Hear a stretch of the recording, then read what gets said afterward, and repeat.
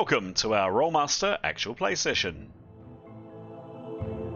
Twilight of the Old Order and Ain't No Place for a Hero are two campaigns, currently co-joined, set in the World of Duranarki, the continent of men. The game system used in our game is Rolemaster Classic, with a liberal inclusion of home rules. We hope you enjoy our story, and, as always, may the dice roll in your favour.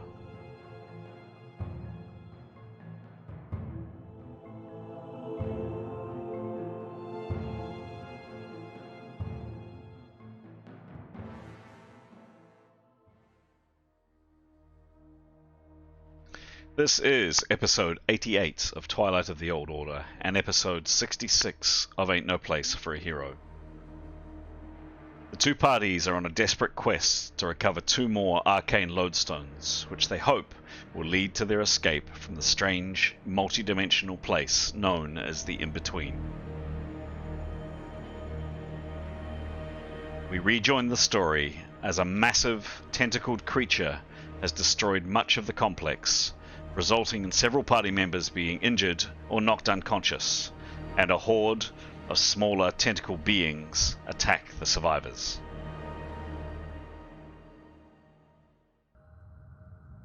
Hello, I'm Chris, otherwise known as GM Chance, and we hope you enjoy our session this evening. So, for our viewers, and fantastic that we're increasing our viewer numbers, always increasing our viewer numbers. Please do give us a like and a subscribe down below. As you'll see on screen, we have quite a collection of characters in this game. The reason being, we've had two parties from two different campaigns where the stories have intersected for the second time, actually. So 6 characters in each party. With a number of players, 7 players in all spread over the two. So I'm going to ask each person who's playing either a character or characters to introduce who they're playing tonight. We'll kick off with yourself, Graham, please. First character I'm playing is a member of the Twilight Party. His name is Severin Kaidagard. He is a Northman.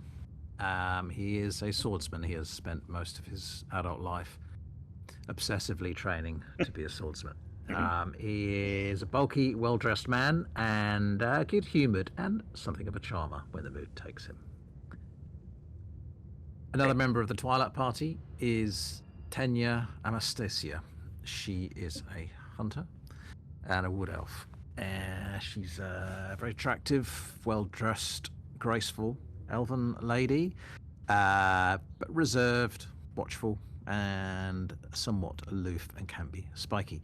She is, however, a dead shot with a bow and has about her some rather handy sneaky skills. Crossing to the other party, the hero party as we call them, is Niathanol Sharakia. She is a magent, which is a profession that mixes stealth, arms, and magic. She is a high elf.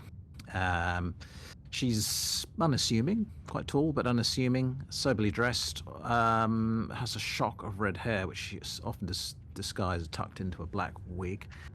She seems to be fairly engaging, but if a little intense. She seems intelligent, but there's something going on behind her eyes. She can be a twisted individual, guided by her religious beliefs, and has a tendency to stab people in the back for those who she deems not worthy. Secondly, Etienne Gilderflower. He is a janitrist, which is a type of paladin, and a half-elf. He is a very beautiful man, stylish, if ruffled, encased in mail. He is extremely charming man, very adventurous, but gentle. Curious fellow. He has very strong beliefs. He has an unshakable faith in his goddess Aphrodite, and he has a tendency to believe that she is guiding his every move and whim, and she follows his religion to the letter, which is quite unconventional for a holy warrior in that he is set upon this world to root out corruption, yes, and liberate the poor and the put upon, but also the sort of belief in getting the most out of life. And so, on top of sort of daily prayer, he's directed to drink heavily and engage in sex and drugs and all manner of other things as part of his religion. So unconventional. Excellent, thank you. Graham is a busy man with 4 characters across the 2 games. I would like to call on Mason, please. So I'm Mason and I play Demos. So he is a Thronic mixed man and he carries his trusty shield, spear, and has a couple of backup swords just in case. He's an absolute beefcake, covered in scars and has fantastic legs. He looks like a bad boy, but he's a big old softie. And after hanging out with the party for a while, he's noticed that he's picked up some more of the Westron language because it's not his mother tongue, but he is noticing he's able to understand just a smidgen more of what everyone's saying. And he might have gone up a level recently, perhaps, which might have helped. Yeah. Excellent. Thank you, Mason. Calling on Stara next. So Jada is super tall and dressed in black robes. She's a healer.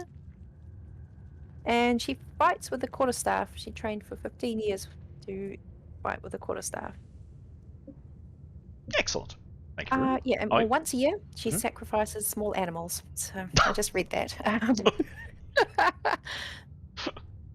Disturbing. She does. She prays to the yes, an interesting set of gods, shall we say. Very good. Thank you. Moving on to Anthony. All right. Tonight, I'm actually playing 2 characters, but my character is Askellion, or Askel for short. He's a tall half-elf warrior mage who comes from Port City, and his favourite weapon is his trusty cutlass. But his most frequently used spell is the shield, which has come in handy. Also tonight, I'm playing Grey Roughwind on behalf of Aidan, who couldn't be here tonight, a rugged, muscular, and handsome half-elf beastmaster who is very in tune with the wild. And Grey is also very fond of his large axe. Very good. Thank you. Alex. Kia ora, I play Keros. She is a storm mage, so she uses magic and is becoming quite powerful. She is quite childlike, earnest, some may say a bit naive. She likes to go off on tangents if it involves rescuing small animals, and brings the party with her, whether they like it or not. But don't tempt her to stab you, whether that be with a sword or with her ice bolt. She won't think twice about it if you're not of her moral standard, particularly with small animals. And she has a wee cat, Victory, who she did rescue, along with the support from her hero party. And there may or may not have been bloodshed involved in that. Very good, thank you. And last but definitely by no means least, Pete. I'll just add that there definitely was bloodshed, but they deserved it. They absolutely deserved it. They were torturing poor Victory. I'll be playing Leif, who's a half-elf. He's from the hero party. He is also a warrior mage. His preferred weapon is a longsword. His favourite spell would be a spell that when he casts it, it gives him a bonus to his attacks, but also a bonus to his agility, his quickness, so as a defensive bonus. He's a friendly fellow, and really values the people in the party. He, sort of tries to have a relationship with everyone. The next character I'm playing is also in the hero party. It's Mithan. She's not friendly. She is decidedly unfriendly and quite unempathetic. So she doesn't really care about people's feelings. She's a very tall high man, and she's a ranger, so she sort of likes the outdoors and is a good shot with a bow as well. The third character I'm playing is in the Twilight Party, and that's Nicholas. He's quite a quiet, unassuming sort of fellow. Tends to, well, he works at fading into the background. Doesn't really want to be the center of attention or anything. He is a spell user from the realm of mentalism, but he does have. He's a mentat actually, rather than a mentalist, as I usually say, because actually he can, as part of his profession, he actually gets to choose his spell lists he gets to learn from a variety of realms. They all count as being mentalism, but they are actually from the other realms of magic. But for his version of magic, they count as mentalism spells, which is a little bit unusual. But yeah, and he's a little bit of an unusual fellow as well. Yeah. Excellent. Yeah, just a smidge. Marvelous. Well met, one and all. Fantastic. Right, well introduced. So those are our 12 characters, and those are the people playing them, the mad geniuses behind the 12 characters. So a super fast, and it will be really fast, recap from me. Just checking one and all that you can see the map, I'm assuming. Just a quick yay or nay. Yep, that's great. Yes. Fantastic. So, last session, it was quite a, fair to say, reasonably dramatic session. You were hiding, or you were in this room here after slaying and feeling reasonably pleased with yourselves after slaying some skeleton creatures, which you dispatched with relative ease. And then all of a sudden, things just completely change. And I'm not going to go through the sound effects because I'm not sure if you listened to the recording, but golly, they were loud. I've switched down my microphone a little bit this time and the volume.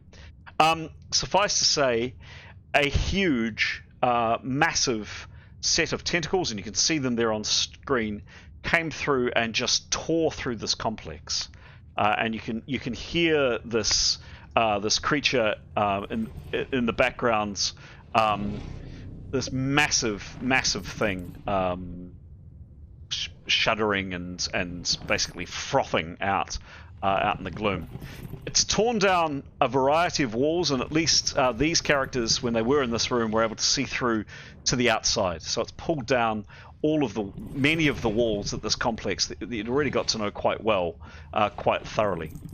And as mentioned, yes, there was all kinds of horrendous noise as stuff came down, and I'm not going to play too much of it, but from time to time you hear little bits of pebbles and rock and basically debris coming down as parts of this now reasonably unstable complex that you're in has come down.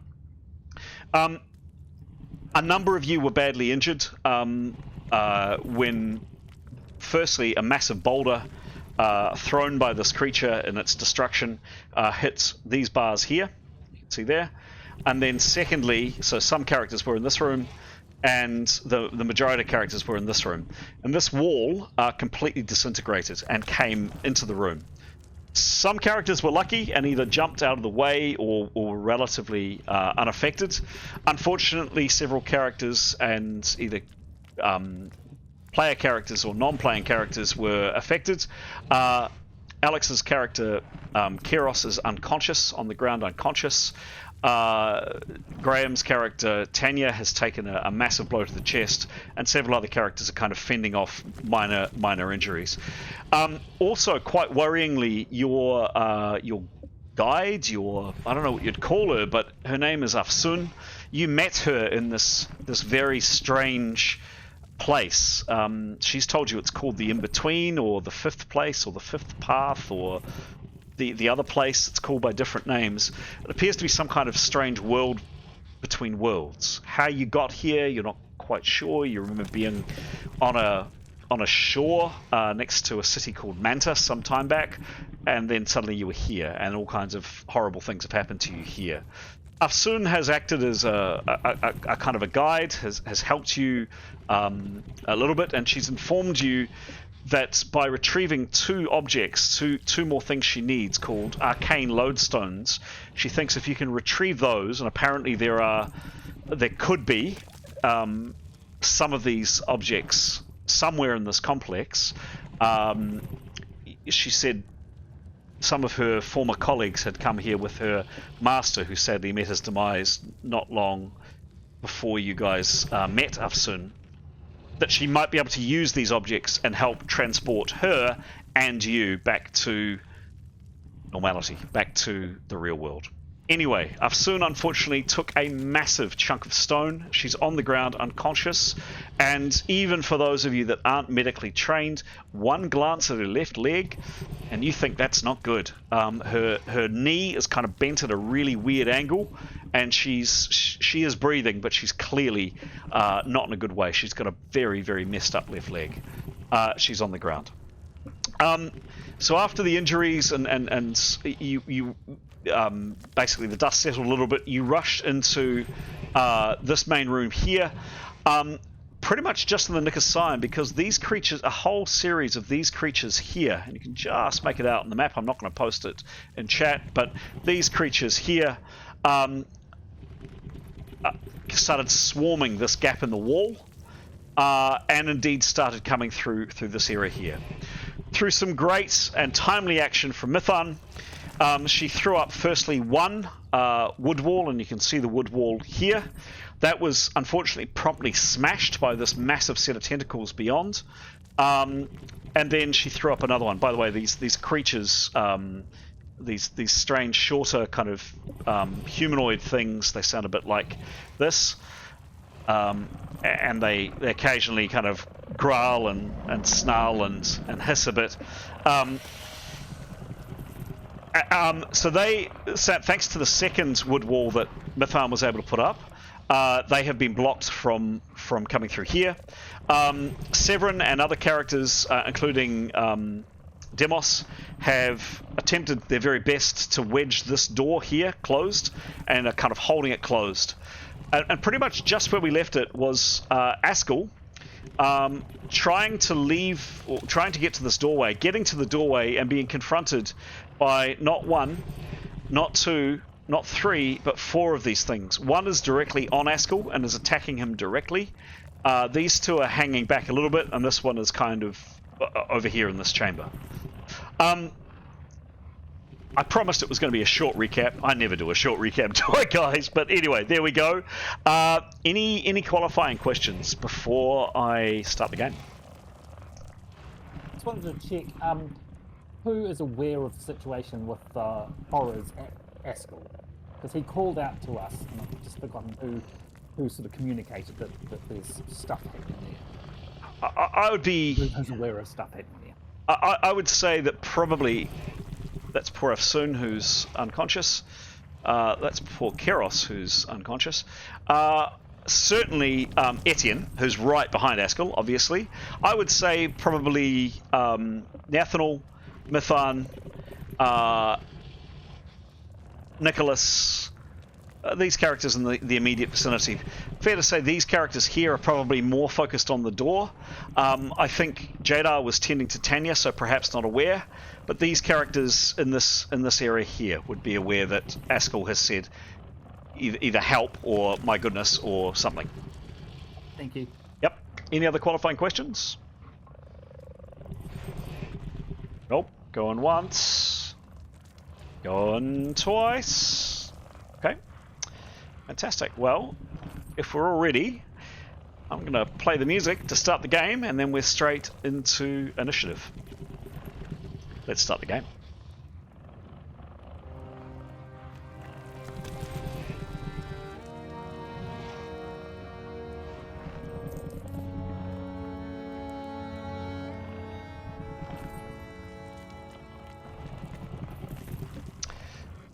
Nathanal, you are first up. What are you doing? You're here. I think she was preparing from memory. She was. Yep. I can't remember how many rounds she had prepared for, though. Let's say 2. So she'll probably prepare one more. Done. Okay. Very good.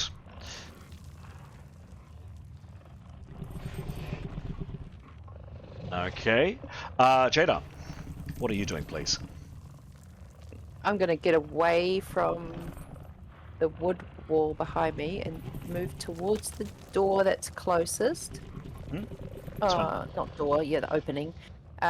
Just to get away from those tentacles, just in case. Okay. And start figuring out what's wrong with Tanya. Okay, so kind of moving over here. Yeah. Okay, cool. There was nothing bad out that other way that I'd forgotten about. There are two.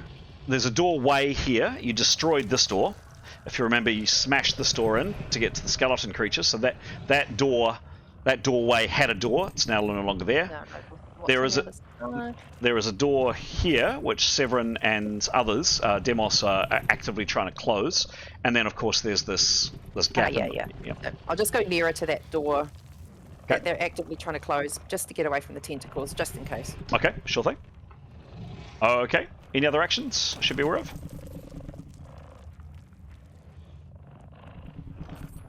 Oh, okay. Oh, Cool. Great.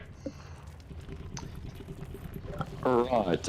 Where was Grey? That's a really good question. There he is. Where's that? Can you see him? Just there. Okay. So he's close to Severin and the door. like right behind Severin. I guess. Yeah. So Grey would just have a look around to see what's going on, and call out if anyone needs any help. But yeah, just surveying the entire room. Okay. Yeah. Did you want a perception? Yes. Okay. I would no. I'll ask for this one to be masked, please. Right. Here we go. 43. And his general perception is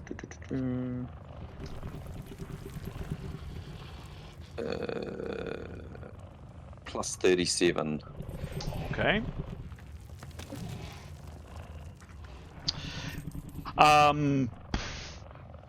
No, I mean you don't. Your eyesight is better than a normal human because you're half elvish, but you don't pick up anything that hasn't already been described. Hear or see anything? Cool. Alrighty. Can he move? Yeah, he's fine. Yeah, no, he's fine. He's slightly bruised. He's definitely down on hit points, and he's got a -5 penalty. He took basically a graze from some of the flying rock last time.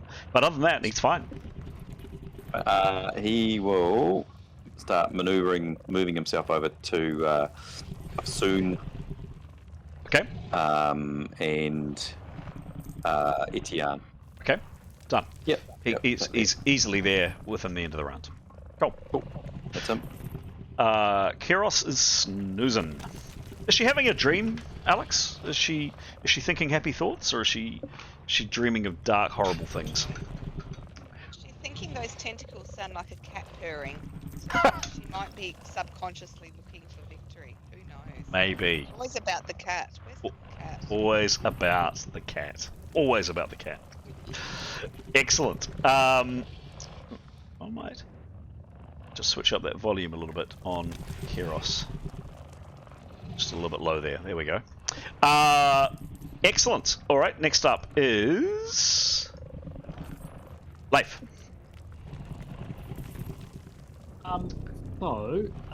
Last round he got his sword and shield out. Yep. He is going to.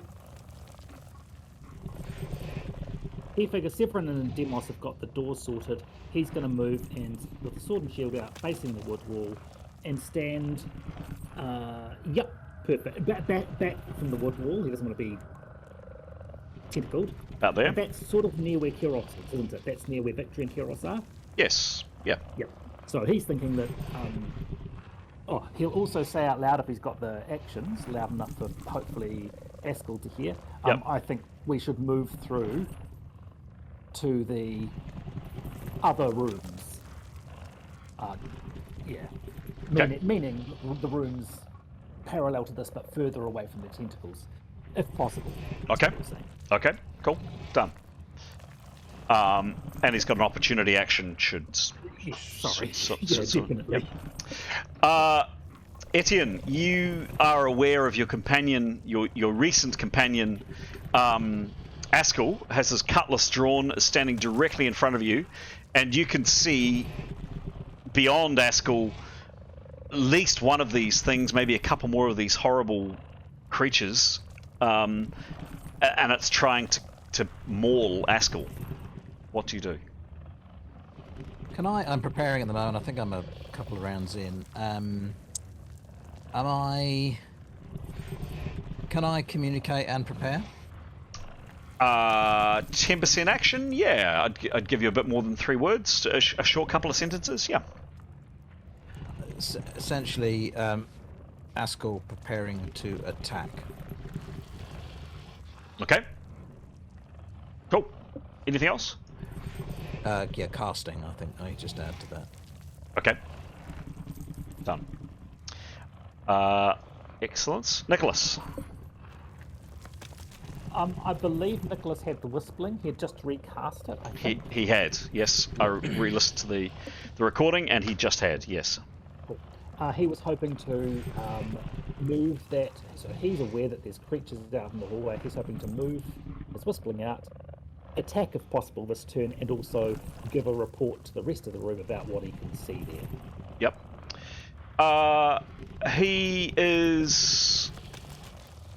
He is very close. So yeah, I'd give you a move and attack. I mean, it's only a matter of a few feet. I tend to be a little bit hesitant because I think this thing is well and truly overpowered. At moving and attacking at a long range, this is very short. So yeah, go for it. You have a number of targets to choose from. I'm going to say they're all within whistling striking distance. Possibly he'd like to get the whistling behind them for a back attack, but understand that that's not possible. The one that's on Askell. Sure. I mean, this thing is, just gesticulating to the camera, you know, this thing is a tiny little ball, about yay big, pretty hard to see. I'm going to say, yeah, you can get it through, and let's see if any of these things notice.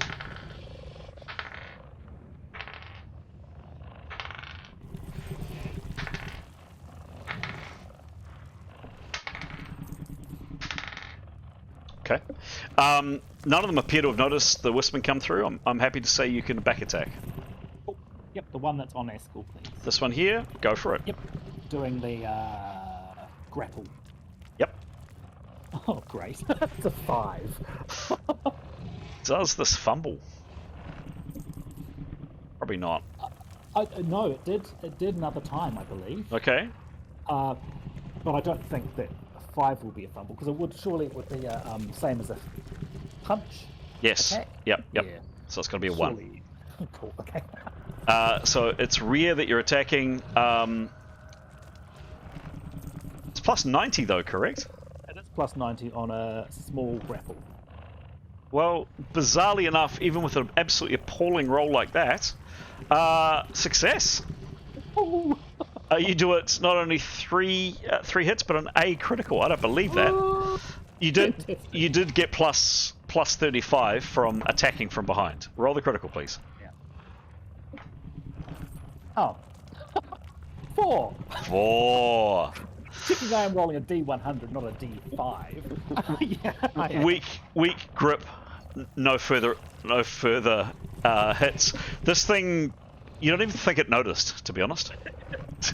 Okay. If it did, it just kind of brushes some dust off its shoulders, and yeah, it didn't affect it. But you now have a whistling in play, approximately. Whoops, not approximately. Here. Awesome.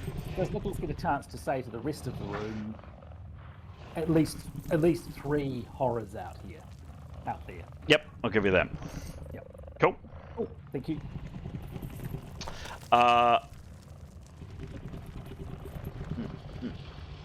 Okay.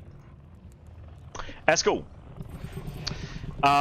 You've heard this information behind you. Etienne's spoken to you. Nicholas has said something. The horrible critter in front of you is kind of shrugged as though, like, I don't know, a fly kind of brushed it or something. What do you do?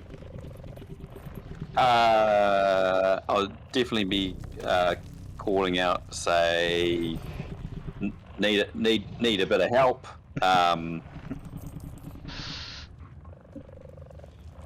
Yeah, so that just loudly calling it out. So, Yep. And then same as last time, so I'll use the 70% defend parry. Yep. And then the remainder will be attacking opportunity. Cool. What would be super useful, and I'll ask everybody to do this in future, rather than a percentage, could you actually give me the number breakdown? That would be really... so, whatever. Remember, with parry, you can allot as much as you wish, 100% of his OB to his offensive bonus to parry, or defense, or whatever you like, but just give me the number. So whatever 70% is, you don't have to give it to me right now, but if you can figure out what 70 is, 70-30, that'll be great when the time comes. It doesn't have to be now because you're not being attacked immediately, but when you do, I'll need the thing is, rather irritatingly, the piece of software I'm using doesn't. It would be really helpful if it did. It doesn't break down your attacks by percentages, so I can't just click a 70% and it breaks it down. So I'll need to know the number. But that's okay. You don't need it now. Just when you're ready. Cool. Got it. And just holding. But you do have 30 to attack, or 30% to attack. So sorry. Yes, you do need that number because you're attacking. Give me your roll, please. Best roll of the night. Best roll of the night. Don't do a Pete. 59. 59. Very good. These things don't believe in parry. They don't even know what it is. What is your attack, please, based on the 70-30 split?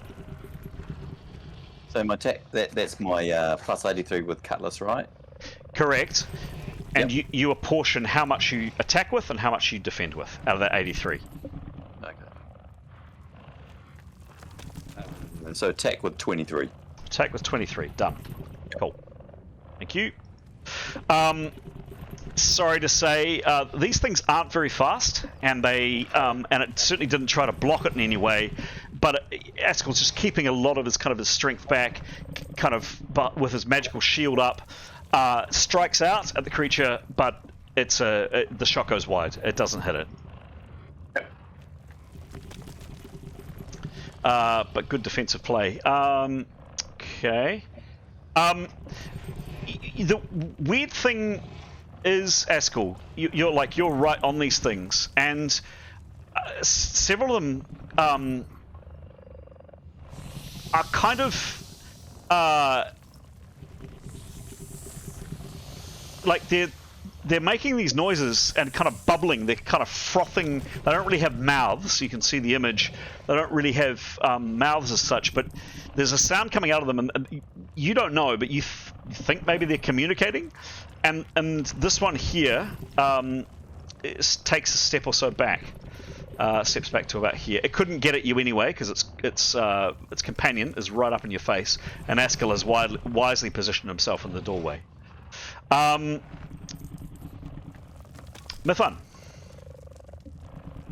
Mithvan is going to draw her broadsword.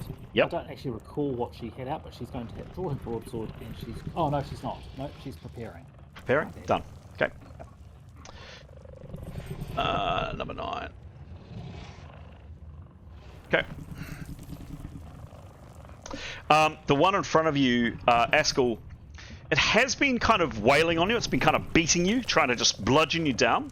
It's tried twice to do that, and it hasn't worked. Askel's parrying has worked really well.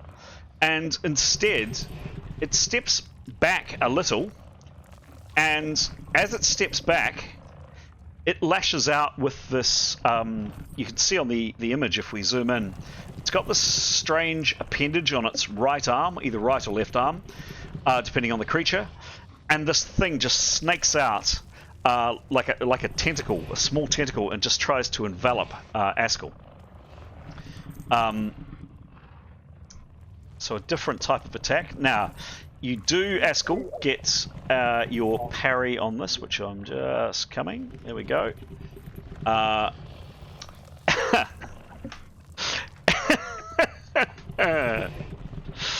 And that was a 1.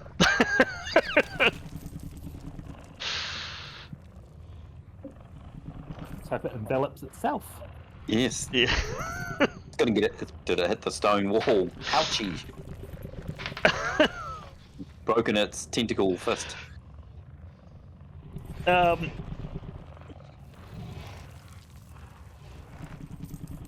Those comedic things where it punches its mate in the Yes. face. Like, For the next attack that you get, you are suitably inspired by what you see, and you get plus 30 to your next roll.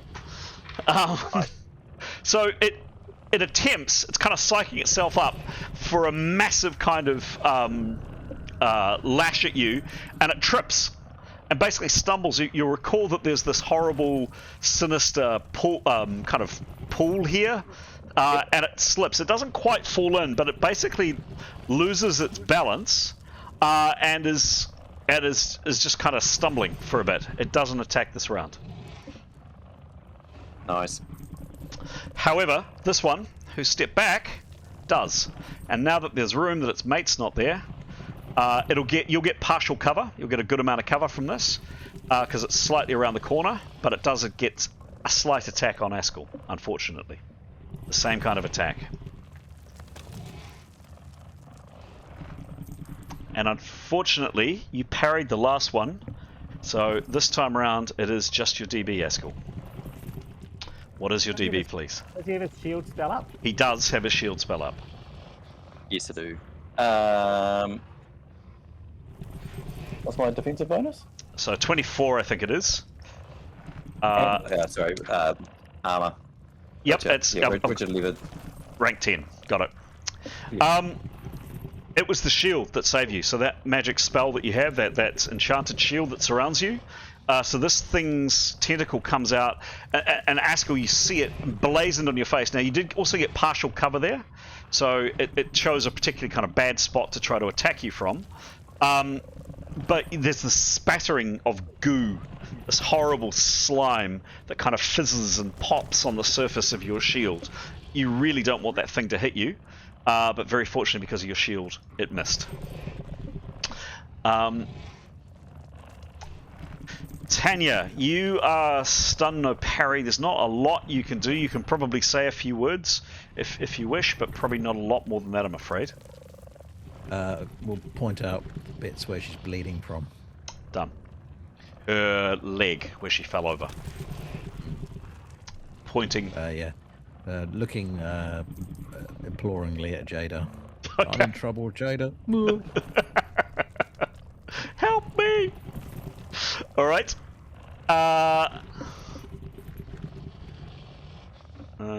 Say they want to convert. Oh, you're hard. Convert from what?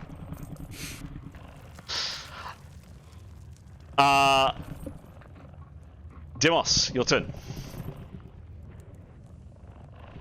You've wedged your spear into that door. What do you do? I think he's just gonna.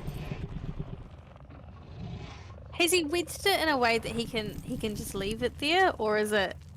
Does he need to hold it in place? I kind of took it from last time. He had kind of positioned it through the door and was holding it. So I would answer that by saying he probably needs to continue to hold it. Okay, so I guess he'll just continue to hold it. But I don't know. Keeping an ear out for kind of what's going on, and if someone. Oh, hang on, let me think about this. Oh yeah, he'll just hold it in place, keep an ear out for, I don't know, things possibly coming by the door, or trying to get through the door, and opportunity attack and parry. Okay, sure thing. Yeah.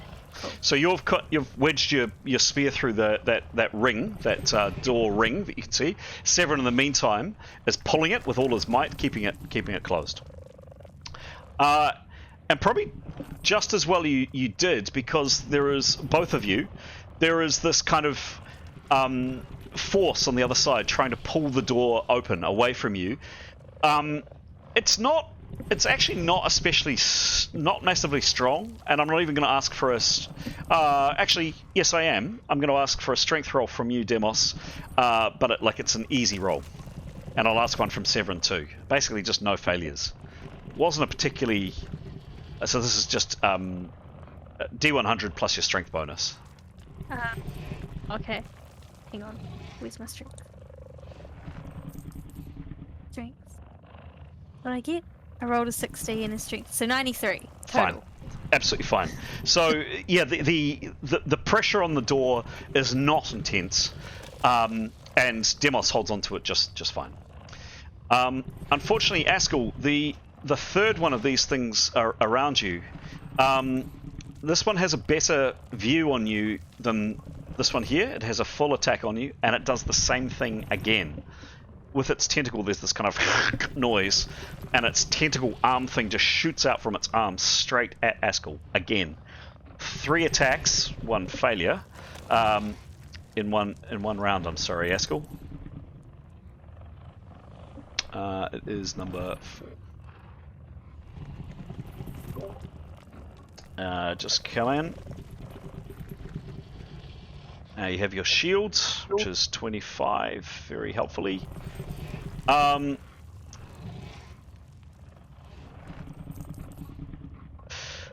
So, yeah, its shield comes. Its tentacle comes straight at you, Askell. But this time, this kind of glob of slime flies up over the shield and lands on his face, and there's this kind of sizzling noise as this horrible substance burns into his face for 1 hit point. That was it. You were lucky. Take it. Yep. I'll take it. I'll take it. Again, Demos, you're holding the door. Severin, you're holding it too, and I'll ask for a strength roll from you, Severin, in a tick. There's more pressure. Feels like another weight or something else is pulling at that door. Still not really breaking too much of a sweat, Demos. This one here, Askell, and probably more to the point, Nicholas. This creature here rushes. Now, only you're aware of this, Nicholas. Askell, you're probably not. And moves through into this room. It's got to say at some speed, but these things are relatively slow, so not especially fast. Severin, first and foremost, before you act, unless you don't want to hang onto the door, can you please make a strength roll? 67. 67. You're fine. So it really didn't even require much strength. There was pressure initially, and then the pressure increased a bit. But both you and Demos are 2 very, very, very strong, ludicrously strong people, and it really hasn't caused you to break too much of a sweat. You're fine. It didn't require a lot of effort from you. You probably say something, probably another, say, 10-15% left to act, if you wanted to. Yeah, just a quick conversation with Demos in terms of how he is. Severin says I'm fairly fit. How are you? I can fight. Demos, I'll give you the response. Demos would say I'm good. Cool. I can That's good. I'm fine! I'm fine! Everything's fine. We're green. This is fine. That's good. All right. Well, I think we'll continue to. Yeah, I think we'll hold the door for the moment, don't you, Demos? Yeah. Let's give it a minute or so. See how it plays out the other side of the room, shall we? Yeah. Okay. Poor Askell. Okay. I'm not going to ask for perception rolls. I'm going to say you hear it. You hear Askell particularly, and probably some of the rest of you as well, but certainly Askell and Etienne. That shrill kind of yeah, horrible noise of some small creature in utter mortal terror, and then the sound of fast running feet.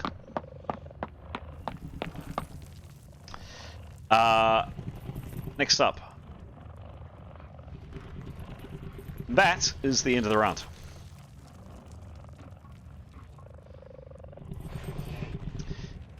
Next round.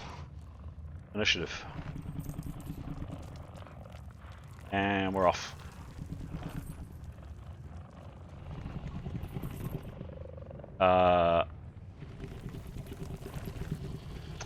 Jada. Now that Tanya and I are a bit safer, Mm-hmm. I'm just going to do my diagnostics and prepare to heal him. Sure. Sorry. Yep, sure. Give me a diagnostics roll.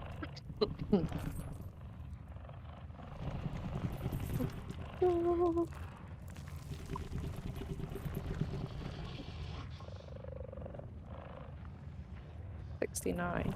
69. And what's your diagnostics?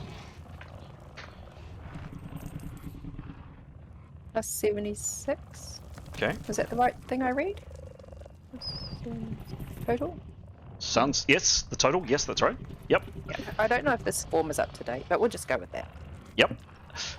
So you pull a very dazed and confused Tanya over towards you. There is now a bit more light. There's some of this horrible purple light coming in through the gaps in the wood wall. There's a couple of torches around that are in this room. It's not great, Jadar, and your human eyesight isn't wonderful, but kind of poking and prodding Tanya. Firstly, yes, very clearly she's got a cut. A moderate cut on her leg that's bleeding reasonably freely. She's got her hand over it. And when you ask her what's wrong, and Tanya, you volunteer that it hurts to breathe. Like each breath you take, it feels like your chest is just exploding. That piece of masonry that struck you hard. It really, really hurt. So there's clearly something wrong with her chest, and she's bleeding. You've picked that much up. Bleeding from the leg, did you say? Yes. Okay, so can I prepare a spell now? Unfortunately, Can I just... Oh, no, next time? Yes. So diagnostics is 100% action because you're taking the time to kind of poke and prod her and test her out. But you at least, yeah, she's clearly got a messed up chest and she's bleeding for sure. She's holding some in, but yeah, you can see even in the gloom here, quite a lot of blood is coming through her fingers and still going down her leg. She's cut herself reasonably badly on some stone when she fell. Nathanal. She would like to. She could. She'd like to step forward and cast on which one of these griblets that she can catch sight of. Not. You can kind of see there. She is. Hang on. So. Oops. Let's go first person. There we go. Down. There we go. Along. So in between her and outside, there is Etienne Askell. She can maybe catch a glimpse of something moving outside, but she would have a pretty hefty minus to her roll. Well, can I move forward and hold the spell then? Yes, you can. Yep. So I just kind of, I'll go slightly angled if I can make it that far to the door. So I guess, so next round I could step around and catch a glimpse, if you say. I don't want to get in the way necessarily because I'm holding a spell. So to the side of the door rather than in front of it. And next time I'll try and actually, move slightly so I get a better view, if that makes sense. Yes. I don't want to impede anyone. You'll still have a minus there, but you'll have a lesser minus. I'd allow you to cast this round, and your minus would be less than it was if you were standing here. But you're still going to have a minus because you're kind of casting through two people to kind of catch a glimpse of something that's there. All right. Well, I'll hold it. No doubt things will happen in the next round anyway. Okay, sure. Cool, done. All right, number 3. Yeah. So Demos and Severin, that the pressure on that door was kind of easy. I get a little bit harder. There's there's more strength coming off the door that you're holding onto.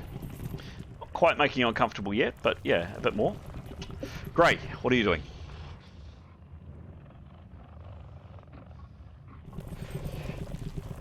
That's you, Anthony. Yes, I was just thinking like, right, it's the brain kicking in. All right. So Grey. So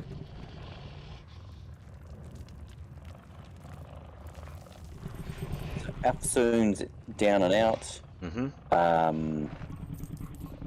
He would call because there's no one that can heal or help from the party there. Well, is there?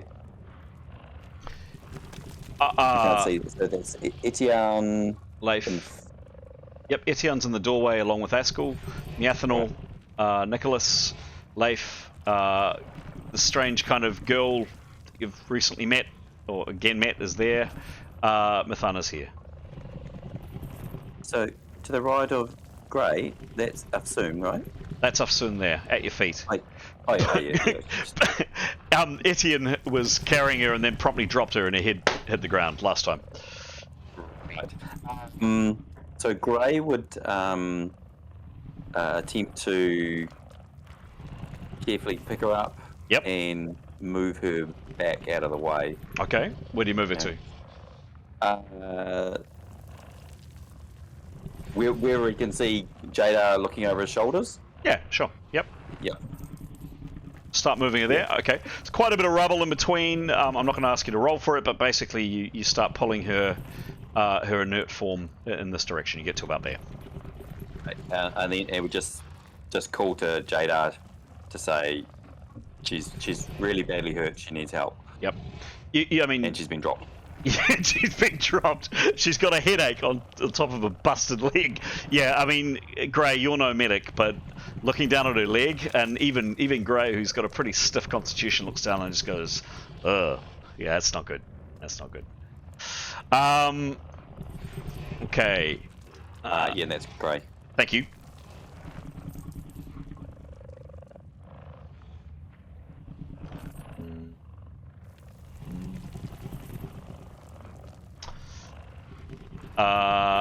Etienne, what are you doing? I should point out I didn't drop her. But anyway. Put it down. He put it down hurriedly. Hurriedly. What does he do? Well, Etienne would like to cast, please. Sure thing. You need a transcendence jobby. Yep. Go for it. Needs to make sure that his armor's not there when it is there. 64. Sounds good. Plus.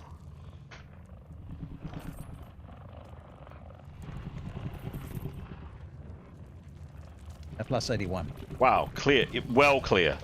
Yeah, I mean, he in his mind, he's kind of mentally just psyched himself into it, and according to Etienne, he is not wearing armor. What does he do? What does he cast? Well, he's going to cast. Well, should I try? Yeah, sure. Yep. If it's on a critter, again, like the Ethanol, there'll be a minus, not as much, because he can see over Askell's shoulders. 52. Mm-hmm. And he is casting. Just read it out. The spell. Sorry? The spell went off. Cool. Whatever it is. A symbol strike. So on his magic weapon, his sword. So he's going to cast on his holy weapon, Mm-hmm. and it means that any except the caster, any creature touching the holy symbol must make an RR or receive an open dice roll from the holy arms column of large critical table. Okay, cool. But the spell will only work once on a target per casting, but I can touch different targets and it will work again, if that makes sense. And Cool. It works for 1 round per level. Cool. Done. The spell was successfully cast. Cool. Uh, Ready to roll. he is Ready to r- roll. And if he's got anything left, Yep. he'll say, ready to attack, Haskell. Ready to go. Okay. Cool. Yeah, ready to go. Yeah, there you go. Rumble. Ready to rumble. Cool. So that was is it an instantaneous spell? Oh no, because he was preparing it. Of course, it's not. Prepared, yes. Yeah, so no. Yeah. So he's got 25% left for his action if he wishes. I'll psych myself up. Cool. Nicholas. So you've seen this one kind of lose its balance and half fumble and nearly fall into this kind of pool thing. And these two whip out their tentacles and attack Haskell. Yep. Whispering to attack. The one on the right. Yep. Okay, go for it. Your favourite, a sneaky, cowardly, behind-the-scenes back attack? Absolutely. Cool, go for it. Oh. Rolled a 4.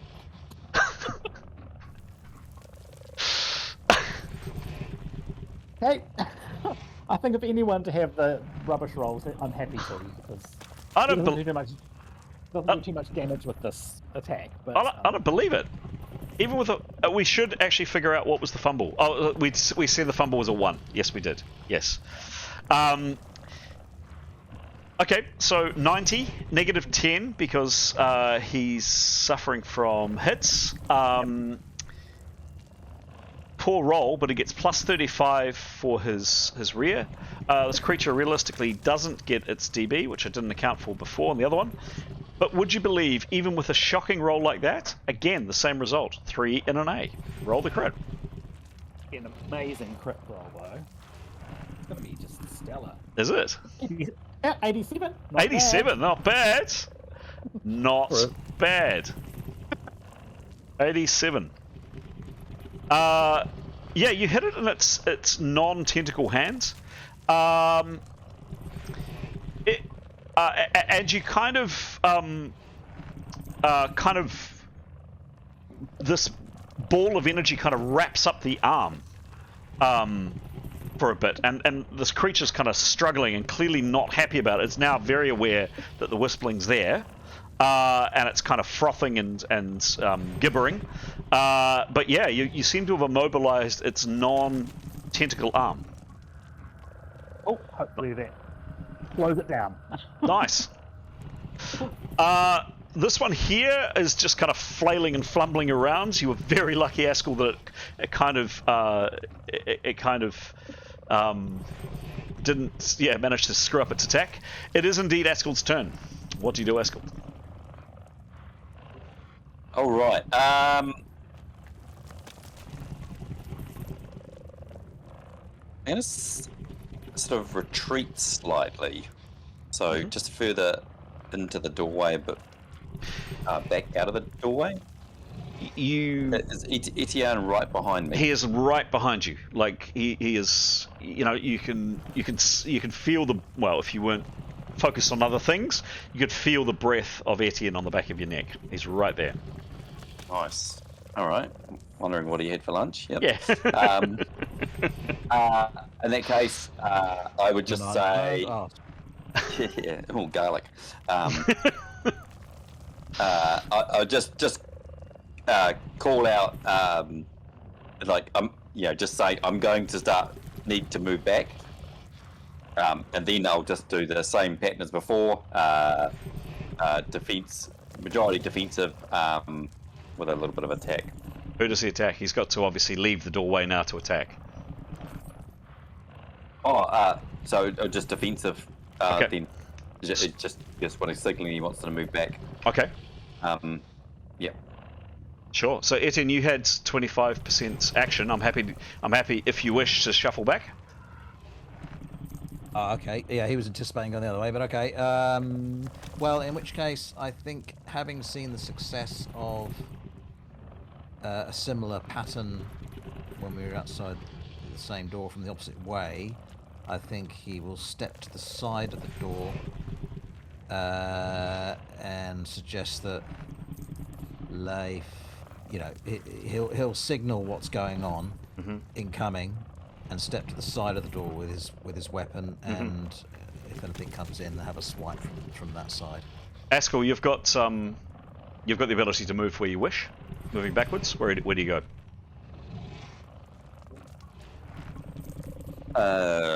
I'll go to the right slightly. So kind of Yep. there-ish. Yep. Okay. Yep.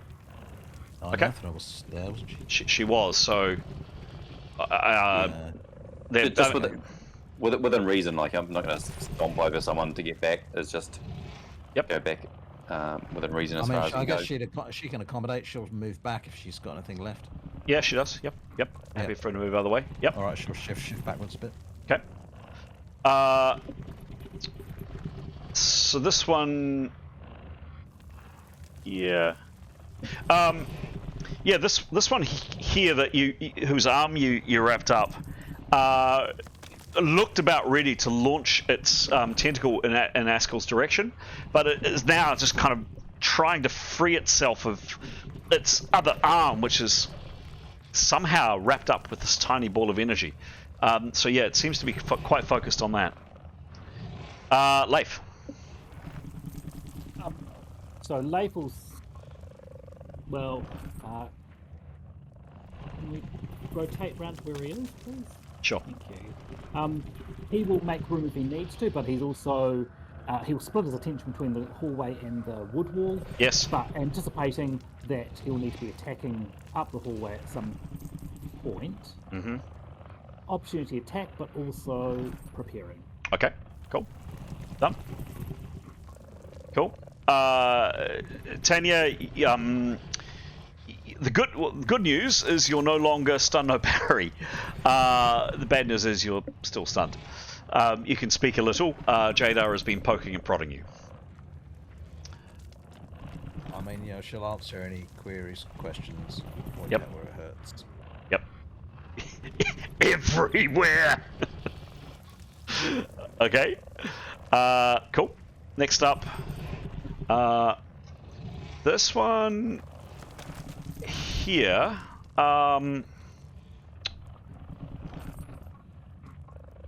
Yeah, moves up to the doorway. It doesn't stand right in the doorway, but kind of moves over here. And what's the distance there? Who's that? That is Askell. And again, with its tentacle, that is... I did actually measure out the distance. Not quite. Askell, you're in luck. It kind of flails with its tentacle thing, but it's short. So it rockets its tentacle thing out through... It's not just the doorway there, but there's a small passageway that you've moved back. And it's sent its tentacle out, but hasn't moved any further forward. Mithan. Mithan is continuing to prepare, and she'd like to move. She'd like to get a view down the corridor now that it's empty, especially. She's wanting to have an opportunity to put a wood wall up, if possible, if she needs to. So if she can move against the wall. It's getting a wee bit crowded here. We've got not up close. Near where the torches. Okay. Yep, that's it. Awesome. She can see probably past people's heads and out through into the corridor a bit. Yes. Yep, she's not intending to cast or anything now. She's just still preparing, but just wants to be able to have a view in case she's informed. Okay. Yep. Yeah. Awesome. Thanks. Okay. Okay. There's yet again another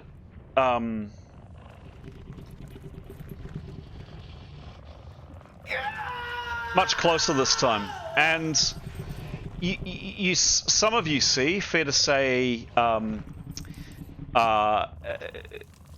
Neathanel definitely Woods. Where are we? Yeah, Neathanel Woods, Etienne Woods, Askell you probably haven't, and I'm going to say Mithan you catch a glimpse of this short thing creature coming here. So this is what the individual looked like. Just quickly find them. Your friends that you got to know reasonably well, Demos. There we go. For those that catch a kind of a glimpse of him, he's a short person, maybe half your height, coming up to about your waist. He still doesn't have any pants on, but he appears to have lost his mug. And for a couple of you that see this, he comes sprinting on these little legs around, and you get the sense that he's almost just in such a blind panic that he doesn't realize what's going on until the very last second. He just check. Yep.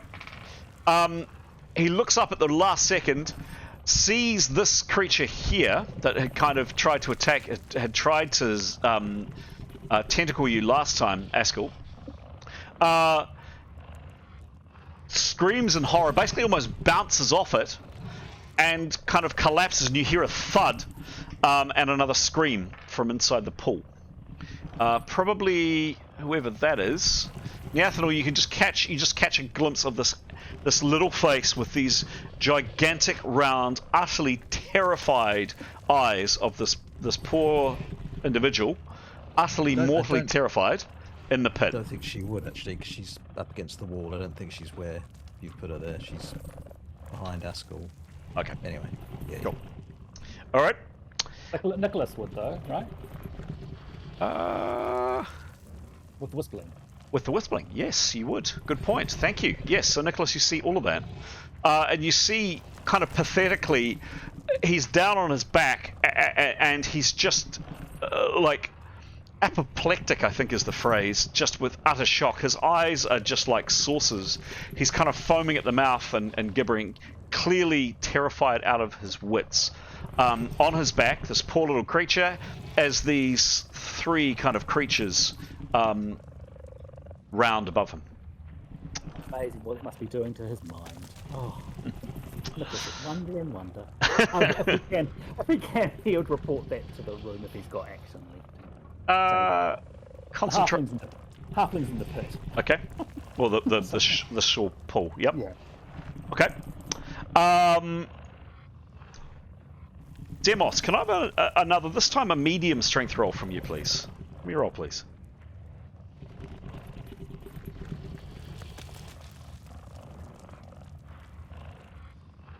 $20. Oh.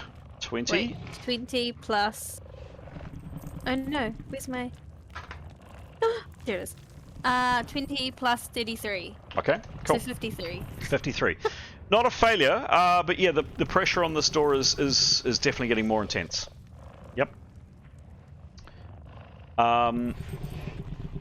And Severin, the same for you, please, unless you're doing anything else. A strength roll. Okay. 77. Plus what's plus something ridiculous. 45. Yeah. You guys are very strong. No, the store does not budge. Not budge. And that's the end of the round. Have a think what you're doing next round, because it is now... it is now next round. With Neathanel to start this time. Cool. But she was against the wall, but I think she'd like to step out and cast a spell. I mean, So peek out, cast, and then retreat if that's possible. Yep. So she would get a clear shot on this one here. No problem at all. Okay. So yeah, she's like to cast and then move back after she's finished casting. So we're talking there a range of 25 foot. So probably not a bonus, not a minus. Give me a roll. 66. 66. With preparation, the spell certainly went off. What is the spell, please? It is. Hang on, let me just find it. It's Dust Devil. Mm-hmm. Whoa. Dust Devil 5.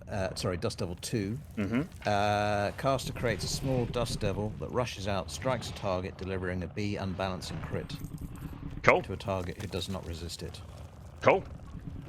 So there is no resistance on this. Be unbalancing. Give me... And I'm just going to put it into my system. Actually, no, I think we'll just do this the old-fashioned way. Nice one. If we roll a 66, don't we get something good?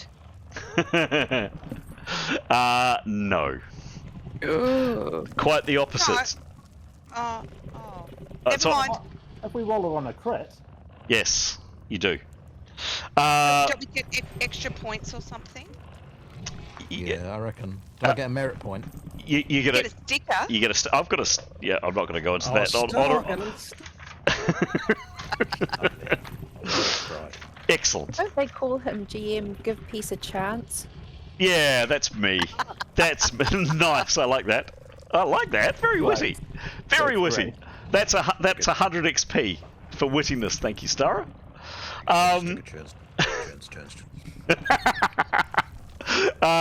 Graham, can you please roll a B? You said grapple or unbalance?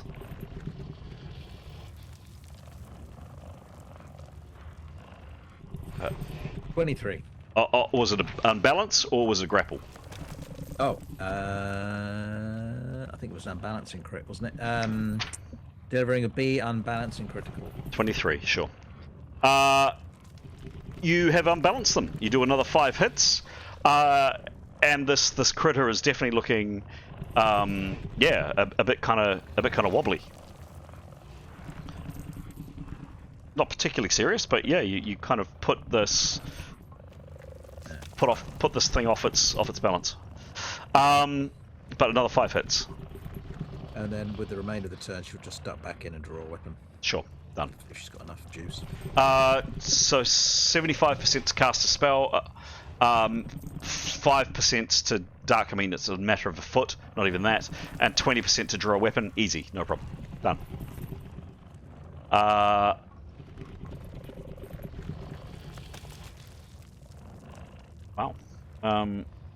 You guys did not roll well on the initiative. Gray, anything for you?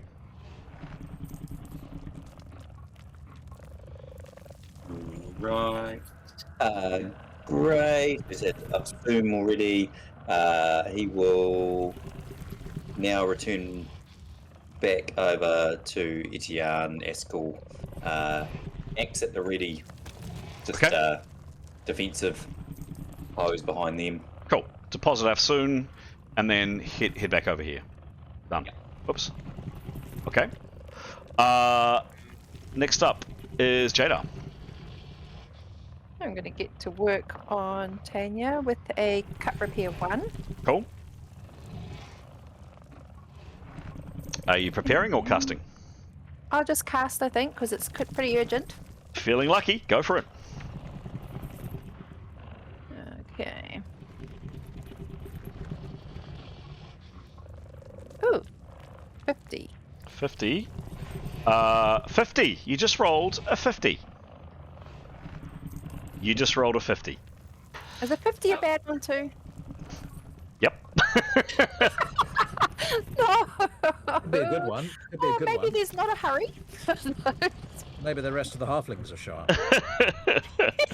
Let's roll the spell and then let's resolve this random thing that happens. 50 minus minus 30 because you haven't prepared. You get your bonus for your level. Very fortunately, it's not a failure, so it's higher than a 3 or a 4. So the spell goes off, which sounds like this. And what's the definition of the spell, please? What's the what? What happens with the spell? Oh, so I'm holding his leg. Awkward. Oh, you want the definition? Okay, holding the leg, and I'm stopping the bleeding from the leg wound. So this is the only one that seemed to sort of just fix it. Okay. All the others were like, as soon as he walks, it's going to open again. Okay. Yeah. So it stops up to how much bleeding? One wound that bleeds. Stops one wound that bleeds at a rate of 1 hit per round. 1 hit, 1 round. Plus caster stop bleeding from one wound that bleeds at rate of 1 hit / round. Okay. She's bleeding at 2. She's bleeding at 3. You're holding 1 in, Graham. So you heal 1 hit point. You're now bleeding at 2, so at 1 hit point. She's still bleeding, unfortunately. Oops. Can I do another one? Not this round. Sorry, no. Oh. Not this round. But we do. So you were bleeding at 3. You were holding 1 in, so you were bleeding at 2. Jadar's just healed you for 1 hit per round, so you're now bleeding at 2. You're holding 1 in, so you're bleeding at 1 hit per round, if that makes sense. Tanya. However, you just... Jada did do a diagnostic, didn't she? Yeah. Yes. Yep. I thought it was just the leg. But she would have known it was 3 hits per round as part of the diagnostic. Yes, possibly. It was bleeding at a moderate rate. Yes. Oh. Yep. Sarah doesn't know what you guys are talking about, but I should have picked another spell, I'm guessing. No. I was that's what I was angling for, that because perhaps you weren't sure what that was meaning. Just reading them, and I only chose it because it seemed like every time you move, it starts bleeding again on all the other ones. Or I think that's a great spell to choose, but I think there's one. Is it cut repair 3? You've used that one before, which can. That one's very confusing for me. Yeah, it's the same as 1, but for something for 3 hits around. But I don't know what that means. So that means that would have actually healed the wound, and it would have stopped bleeding completely. Because at the moment she's losing 3 hits per round through that wound. Oh well, since I'm so new, we should just go back. What do we say, guys? How new is Stara? How do we feel? I can hypnotize her. Are you getting sleepy? Well, that's why I mean to bring it up, because her diagnostic, the character would know the spells that she's capable of, and she has done a diagnostic on the wound. That's so true. Would marry that information up, surely. And I reckon, Stara, you're right. If you're not sure what we're talking about, Fair point. Because I am I'll reel off the adjectives. Good looking, kind, benevolent. Wise, honest, and humble, Games Master. Let's go with that ruling. Fair point, Pete. Well said. Thank you. So just as a to help you with the game, and Starry, you are new. Hits per round is like a game term for bleeding. So either shock or bleeding that a character is taking per round. So every round is 10 seconds. And it's kind of shorthand for saying that you've got a certain amount of toughness, if you want to call it. Hit points is kind of the way it's portrayed in this game before you pass out. And if you take a certain amount of hit points, you may even die. So I ran up and put a plaster on instead of a bandage. Yeah, perfect. Great analogy. So it wasn't like a fountain of blood, but it also just wasn't a tiny trickle. It was a moderate amount of blood. And I think Pete, you are correct. And with the diagnostics, the very successful diagnostics that Jada did, she would have figured that out. Plus the fact that Starry, yes, you are new to the game, so yeah, fair call. But for future reference, if a character is bleeding at a certain number of hits per round, that's the number of hits that needs to be stopped. Otherwise, the character continues bleeding. And sometimes either you don't have the spell for it, or you don't have the healing points for it, or and characters in this game, because it's a nasty, tough, brutal game, characters do bleed, and they bleed to death. So yeah, it does happen. But yeah, fair to say in this round, happy to say, Tanya, you have now stopped bleeding. Thanks to Jadar saving the day yet again. Thanks, Jada. However, you did roll a 50, and in this strange, weird, multi-dimensional place, you have discovered that just bizarrely, random stuff just seems to kind of happen for no apparent reason. And your characters obviously don't know what causes it, but the players know that it's when you roll a 50, something weird happens. So can you please give me a roll, and let's see what happens. The last time this happened, the short, no-pants halfling guy showed up. What happens this time? You know, you say it's random, but I know you have control over this. Is it? Oh God, it's a 23. It is completely. It's never gonna be good. No, it's completely random here. 23. Yeah. So, Gray, you get the fright of your life when you all see it. You just happen to glance up, and this collection, Gray, you recognize a couple of these people, except they're dead, which is very alarming. But they're from your days as a carnival performer. One of them, Fredson, was a tightrope walker that tragically fell to his death. He'd been intoxicated the night before. And there were several others. But as these kind of strange apparitions from your past, Gray, float through the wall, but Fredson looks directly at you. You can't tell if he's angry or sad or what, but he absolutely makes eye contact with you, Gray, and then just points right at your face, Gray. And then he and the other apparitions just kind of fade into the wall.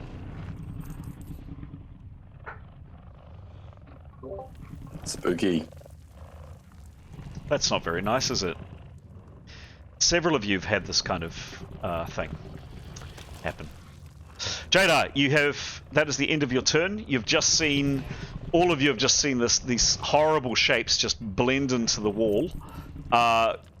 Gray, you are really unnerved about this. You are, in fact, Gray, I'm going to ask you on your turn to make a self-discipline check, because that freaked the heck out of you, and I wanted to see if that's kind of put you off your stride. But we'll come to you in a second.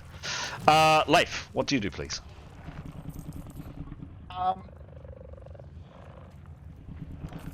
You look oddly grey and going, "Oh, you're right." I'm like, what the fuck? But then sort of get back to it, and same as last round, opportunity attack, opportunity attack, and preparing an opportunity spell casting. I don't know if he can do all of that, but if he doesn't have to attack or cast a spell, he'll prepare. Done. Okay. Askell, your turn. You've just ducked down this short corridor out of harm's way. There's at least, well, these critters are outside. You probably caught a glimpse of the halfling collapse. What do you do? All right. Yeah, so I'm going to move from less defensive into more attacking sort of pose. An opportunity to, if any of those tentacle arm thingies come through, he's going to hack and slash at it. Cool. Okay, done. So forget the defensive. And by the way, I'll just say kudos for you for managing to hold that door and playing a very smart and defensive way of playing, because you saved yourself a whole world of pain from doing that. Parrying is really useful. 1 hit point. Yeah, right. 1 hit point. Precisely. Mithan. Mithan is going to move to Kiros and cast Healing 3 on her. Yeah, sure. Thank you. Sorry to take so long to get to that. She's working on the assumption that when people are unconscious, they tend to need healing. That's a fair enough. Yep, I'm happy for you to go with it. You can do what you like. Go for it.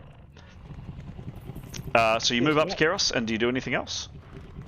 Well, the healing spell requires her to touch her. So you get plus 30 for touching. Sure thing. Yep, it just requires it, so the range is touch. Yep. She'll gesticulate or whatever if she can for a channeling cast. I can't remember if that's an appropriate thing. I'll ask you to look it up. Yep. This is an. What's an EAR? Bonus 2. Don't know. You need to look that up in your own turn, Pete. So I'm going to say. Well, it would be bonus 15. Yep, go for it. Sorry, she rolled a 38. 38, and she's been preparing for how long? 2 rounds. 2 rounds. The spell is successful. What happens? My roll didn't work. Keros heals 20 hits. 20 hits. Keros, not that your character knows this, but you feel remarkably better. You're currently still on negative 11, but a lot better than negative 31. Cool. And you have 25% left to act.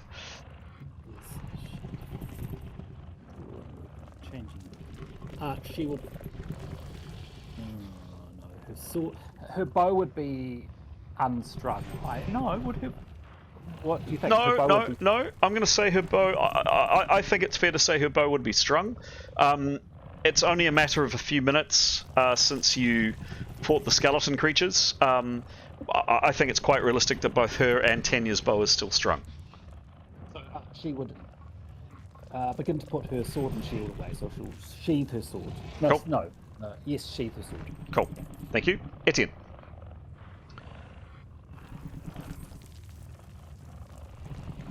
Well, he's sword out, itching to go, really. Opportunity attack, anything that should peek in through the door. So he's cool. To thwack something, please. Done. Nicholas. Nicholas will move back a little bit. He doesn't like being that close to people are going to be fighting. So if he can shuffle around, and he will do it. If he can move, he would want to be along the wall on the other side of Keros from where he started. Perfect. Yep. That's the one. Okay. And if he can, with that movement, if he can also do an attack, he would like to. It's a matter of a few feet. I'm happy with an attack. Yep. Awesome. He'll try and grapple the same one. This one here. Go for it. 53. Not a 4 or 5. That's very strange. Yep. So this thing is now aware of you. I'm going to say you don't get a rear on it. And it does get its DB, but these things aren't fast. Funny enough, exactly the same result. 3 and an A. Roll the A, please. Oh, 98. Nice. Nice. So somehow, and I guess we're just going to have to just say, and please do check out the camera when the GM says this. Somehow we're just going to have to put that down to magic. Can you guys see me? I'm assuming you can. Yes. Magic, yes, magic. Because this tiny little ball of energy seems to have completely immobilized this thing, and it collapses on the grounds in a heap. Takes another 7 hits, and it is it's not good. I'll just, I suppose, to maybe explain the element of this whispering is gravity. So that's right. Perhaps it does something with gravity. I don't know. Maybe. Cool. As I said, magic. Yeah, it's down, and it doesn't look like it's getting up anytime soon. Nice. I think that definitely deserves a. I'm not going to do the sound effects, but anyway, it deserves a very well done for sure. Next up, Tanya, you are Yeah, you're no longer bleeding, courtesy of Jada. You're still stunned. Not a lot you can do, but you can certainly speak.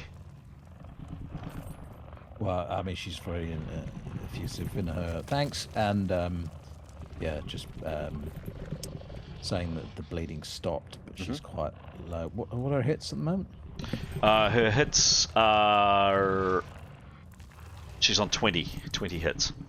Yeah, if she's Jade, if there's anything left in your magic hands, she'd really appreciate it. Okay. Probably not this round, but done. Duly noted.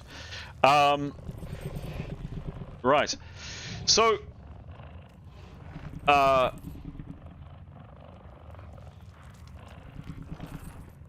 Nicholas, you're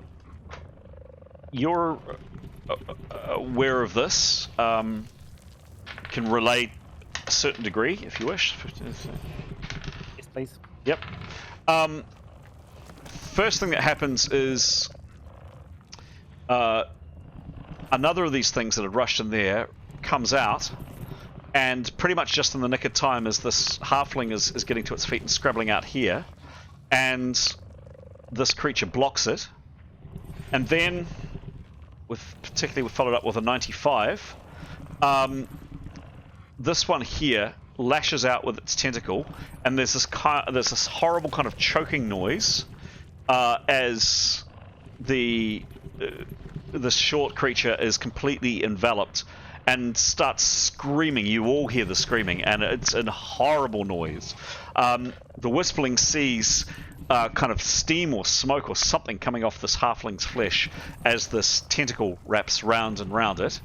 And at the same time, probably a number of you, certainly close to the door, can hear it. But there's definitely kind of a lot of hissing and kind of bubbling from these things at each other, and then there's a pause for a second or two, and then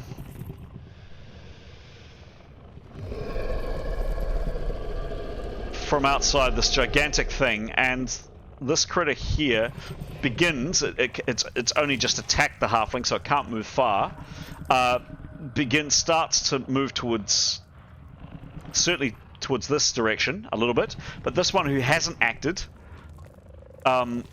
also kind of grabs onto the halfling and starts pulling it. So this poor halfling is enveloped both by a tentacle from this critter and then a hand by this critter, and this one here at least, who is able to act, starts pulling this halfling out. Now you can communicate some of that, probably not all of that, Nicholas, but I don't know, can you try to condense that into a sentence or two, or a word or two? Got halfling dragging it out. Okay. Or got little guy or whatever. Okay. So I've got the little guy we're dragging. Okay. Start. Demos, right when you hear that absolutely horrendous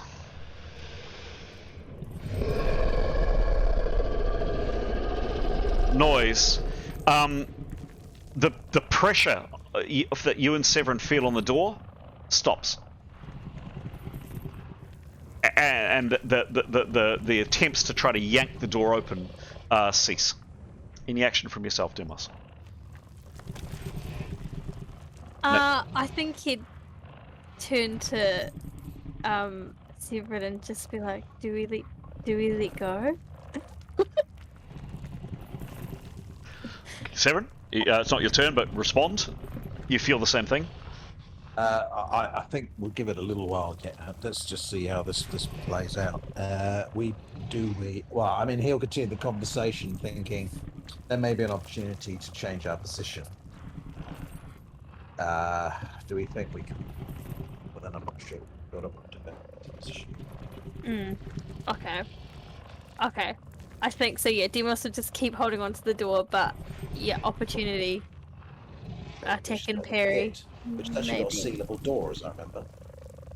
But I think we'll go out the other way rather than this way. Okay. All right.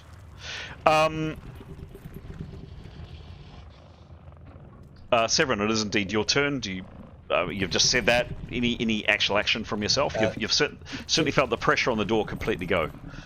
Communicate with the rest of the party that what's going on, and suggest that if they are retreating, we could drop back a room further away from the tentacles. And because I'm right in thinking the doors were intact in that other room.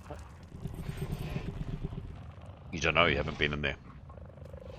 Yeah, I have the room that's Well, you haven't seen it. power. Yep. Last time you saw, yes. Yeah. All right, subject to anything, but we didn't destroy them anyway. No. Last time we saw the doors, they were open. Correct. Correct. Yes. Okay. All right. Yeah, and then lastly, this one here, properly, it kind of bounced off the halfling, but it's now kind of grabbing the halfling and trying to drag it out. This Nicholas, you see, and probably some of you in the doorway, so those kind of peeking around, you see this collection of creatures fastening themselves onto this poor, unfortunate thing, and you all hear the sounds of this shrieking as this little hobbit has been bound up with this tentacle, and the slime, whatever the slime is, the same slime that spun off and zapped Askell on the forehead for one hit, is clearly in utter agony, and glancing through the door, makes eye contact with, call it Mithan, call it somebody else, and this pleading look on its face. You can't speak the language, but if you could, it's "help me, please." And that is the end of the round. GM's going to head to the loo, talk amongst yourself. Back in a sec. Was a very rude halfling, wasn't it? Though? No. I'm not going near him. He's got no pants. I mean, to be honest, Etienne might move towards him for that very same reason. Oh dear. Oh dear. I think we let them go. Yeah. I don't know. Well, I guess so. Yeah. Yeah. If they're all going to go, let's let them go.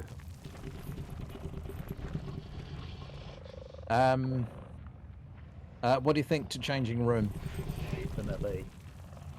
I think we drop back a room, get away from the crashed. Obviously, we got a hole in this room that Mithan's fixed it up. We could drop down one, and I think if we can seal one of the doors, it leaves the other one if they come back. And I think the arrangement that we've got's quite a good one, where we kind of form a tunnel either side of one door, and the person at the end perhaps further than the 10 foot from the door. Do you see what I mean? With a longer weapon. I think if they're retreating, we go into the other room, close the doors in the first room, and lay low and see if the whole thing buggers off. I suspect they'll come back for more, but yes, we can try that. But they might. But if they're going to come back for more, they don't need all four of them, all three of them, to drag that hobbit out. No, true. You know, not a big. Well, and the other 2 or 3 on the other door as well. Absolutely. So I mean, there's no reason for the other 2 or 3 on the door to stop. I mean, I think that's quite. Who knows? Yeah. But I wonder if we just go and lay low. Does anyone think that big tentacle thing is actually protecting something important that we should find, or does that not happen in this game? Could be, but I think we did encounter smaller versions of these things out in the Purple Mist, didn't we? The Astral Horrors. Yeah. So it could, I mean, definitely could be, but I think it's come from outside in the Purple Mist. Is the way I'd read it. Like it's one of those. It's a big version of these creatures with the tentacles. It's a bit odd though that it seems to be commanding things that are inside the complex. Well, it's not though. These things came. I don't think these are the things from within the complex. Oh, they're not. Right, okay. They're not. I don't think they're undead. They're other astral horrors, like little ones of it. That's my take. Okay, I could be got wrong. No, you're probably right. Yes, Yeah. now he's back. I am back. Yes, you can see I'm back. So, what I'm just trying to think the best way to do this. These creatures seem intent on pulling both this halfling and this inert one of their companions out. what I'd like to know is anybody trying to impede or doing anything in relation to that happening? No, my 3 characters, once perhaps relayed by Nicholas, they would be very much of the opinion to let them go, and would encourage other people to let them go. So you are happy to let this poor defensive halfling go to its doom? I didn't seem so defenseless when he was yelling at Severin, and when he was, being all aggressive at us. It's no underwear. And then, is that against Jada's religion, I believe? That's sort Not going near him. All right. Okay. So in that case, so just to check, Nicholas, Pete, none of your characters. Anybody else is doing anything, saying anything in relation to that activity? Let's go. Let's go speak up. Moral dilemma, guys. What do you do? It is. It is. Let's use Well- gloves. We don't. Hang on. Who's actually seen this guy? Eskil has. Askell's certainly seen it. A number of you caught glimpses of it through the doorway, and certainly Nicholas is seeing it real time. And how many characters actually know? I mean, I know Mythan met him. Oh, you all saw the interaction. I'll tell you what. Let's go. Actually, rather than ask you anything, let's go round by round. So let's finish off this round. So, yeah, let's zip through it. So, rather than putting people on the spot, Neathanal, in action from yourself, please. Couldn't give a shit, even if she knows. Okay. Great.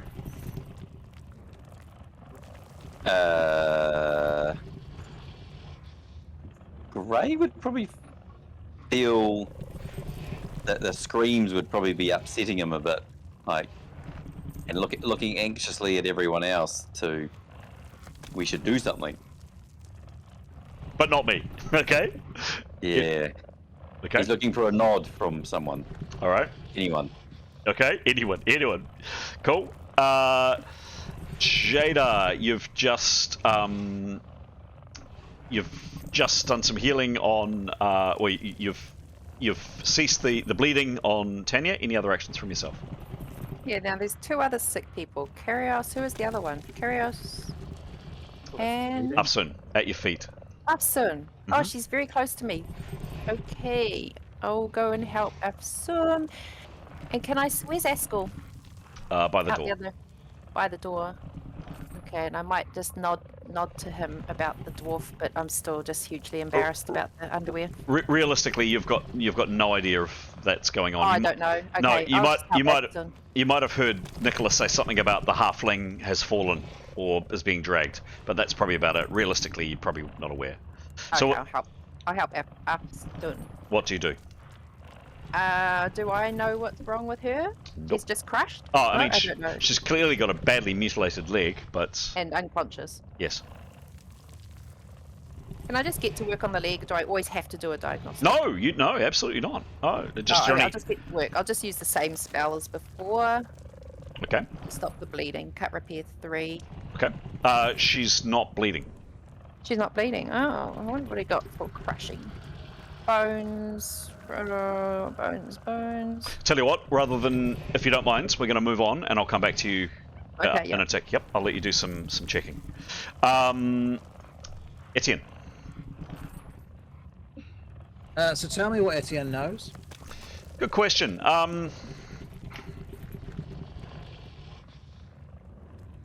Yep, that's a really good question. Etienne's here. It's not strictly there, but he probably has seen. He's caught glimpses. Actually, better. Give me a perception roll, and let's find out how much he would see. This is unmasked. So basically, just how much he's obviously waiting for. He's looking at the door, so he's focused on that area. And just give me a roll to see how much information he would have picked up. And plus Nicholas's comments too. 72. Plus 15. 15. So not a complete success, but yeah, look, he's aware that there's that little person that you'd seen early on, and he had seen the very angry interaction that Severin had with the little person, and you've just kind of caught a glimpse, almost like we can see there on the screen, of kind of the leg of this little person being dragged out, and you can hear these horrible things hissing. So, and you've heard Nicholas say something about moving him, but that's probably about it.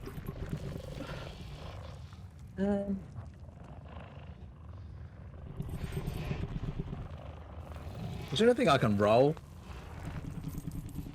Roll. Like a kind of.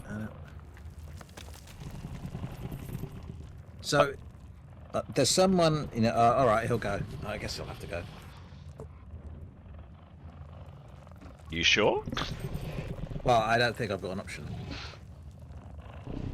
I think you've played it in such a way that I don't have an option, really. No, you can. Yeah, no, I have to go, don't I?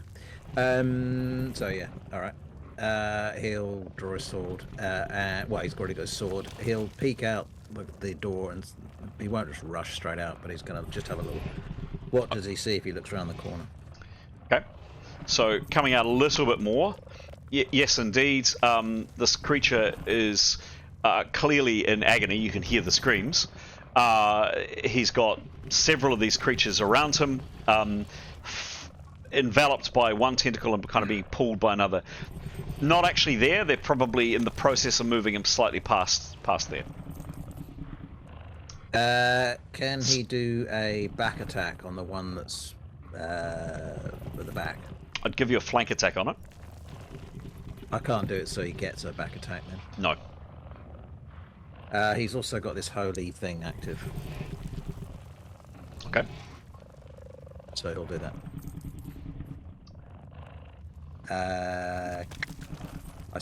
Probably a 70-30. Okay. So Etienne moves out here so that this thing would have pulled it about there, and that followed up, so it would have been squarely in the doorway, so you can still move quite comfortably up to...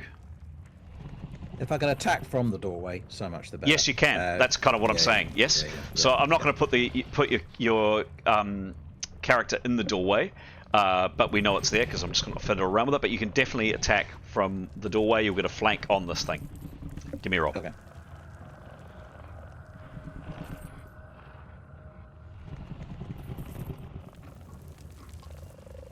A 67.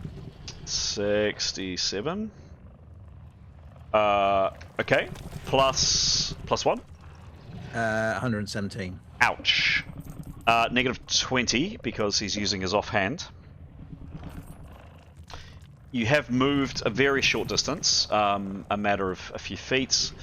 I'm not going to bother with that. And it's a flank. And it's a holy strike as well. And it's a holy strike.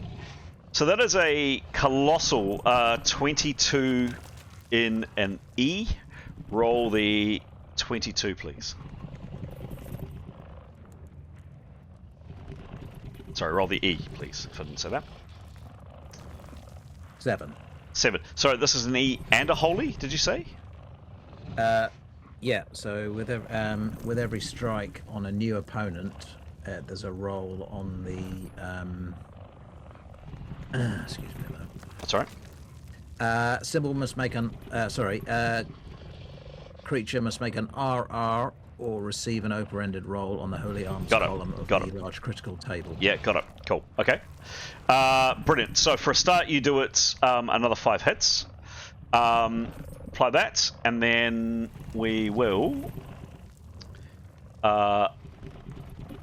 find out whether it failed or succeeded its RR. What level is Etienne, please? He is... should already know that, shouldn't I? 6th. 6th versus this creature, which is that. Okay. It's got to roll a 58 or better. If it rolls a 58 or better, it doesn't get the additional horrible attack on it. This is coming in the chat. ! RD100. 88. I'm sorry. I'm sorry it doesn't. But there is this colossal swing from Etienne. Wallops it hard. This creature just bellows or starts frothing in, hissing and spitting. And then from outside, louder and more aggressively, if that's at all possible, the massive thing outside reacts, and there's the sound of breaking things again. Not directly your wood wall, but it's thrashing around outside. You definitely hit it, Etienne, and it's not happy. But you didn't disable it. Sorry, folks. I don't really think Etienne had a voice there. It's really good role playing that you're following what he would actually do, I reckon. Yeah. Next up is Leif. Leif, you've just seen your buddy Etienne move into the doorway and attack one of these creatures. He would...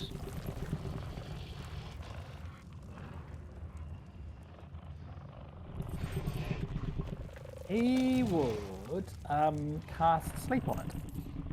Okay. You'll get a minus because you're casting through Etienne. Yep. But, yep, I'll give you the roll. Give me a roll, please. 46, and he's prepared 2 rounds. Okay, so that's plus 0. 46. And what's your bonus, please? Plus 7. For base spells. Mm-hmm. Okay, it gets... And what level are you, please? He's... I'm just going to double check that. Yeah, he's 7th level. Okay. And this is the one which is... So it's sleep 6, so it affects 6 levels, so it might even not work. But for every level over the required, it's 10 more against its resistance roll. Yes. Yep. Cool. All right. Yeah, sure enough, this thing that Etienne just lamped collapses. It's out.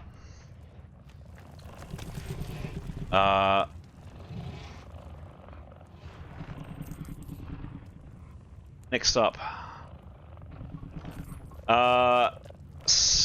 Suddenly Severin and Demos, the pressure, the intensity on the door that you're desperately trying to hold is back. Something is trying to get into the room again.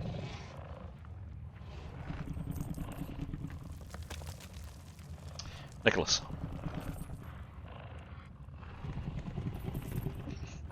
Nicholas will...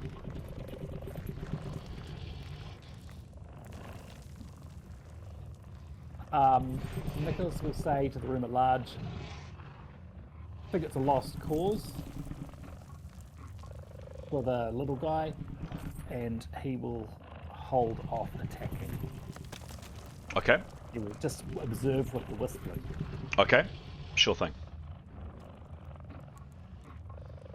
All right. This creature here, it's wrapped its tentacles around the poor halflings, and this is horrible, Nicholas. You're seeing this in real time through the eyes of the Wisping. Etienne, you can see this too. Don't have a clear field of vision, but you can. No, you would see it because this one's down.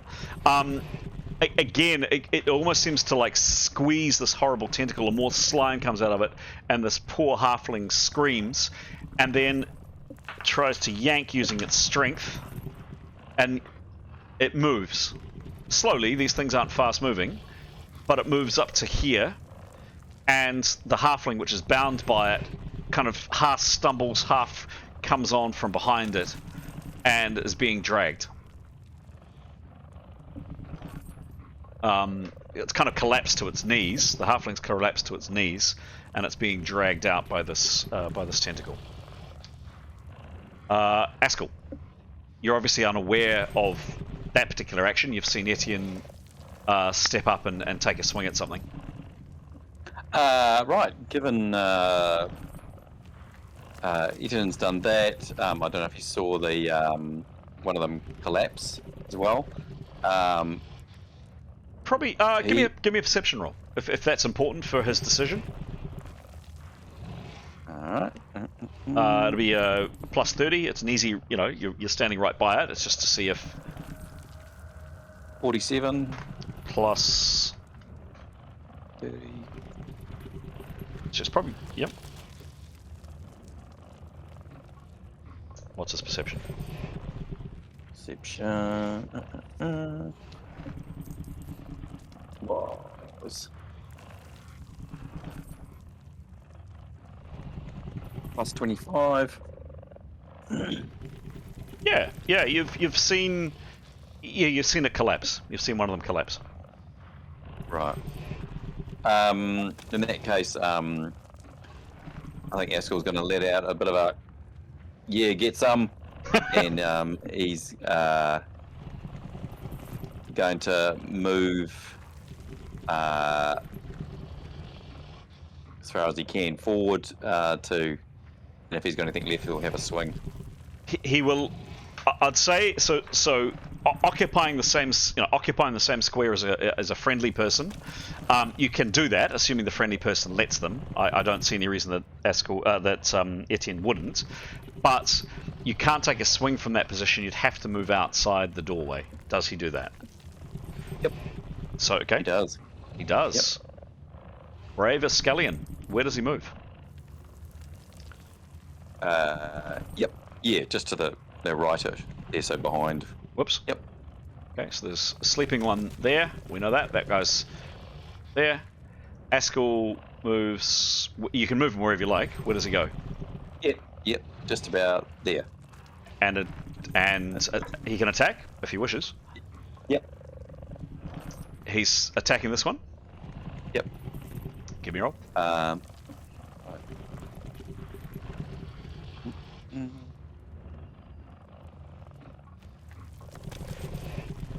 97. Hey!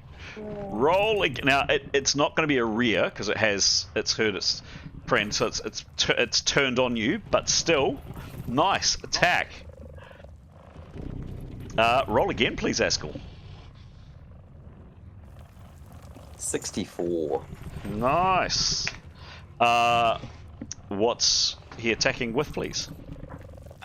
His cutlass is plus 83. Is he using all of his 83? Yep, sure was. Okay. Bang. Hang on, let's just. So it was a 97 followed by a 64. Yep. 161. And with an 83,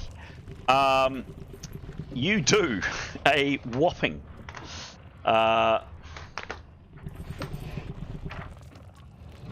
1 second, caller.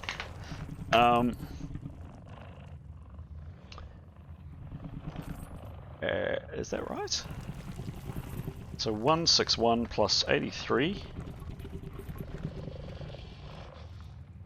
Negative 10. Negative 20. That doesn't seem right. Just check that. 20. Why didn't that calculate? You're at negative 10. It's got a dB of that. That's really strange. It's really weird. 83. Okay, we'll do it this way. We'll do it the old-fashioned way. Divided by...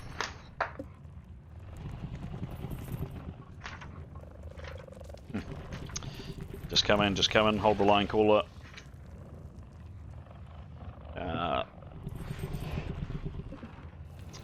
2, 3, 4, 6. Okay, 12 plus 19. That is a monstrously huge 31 in an E and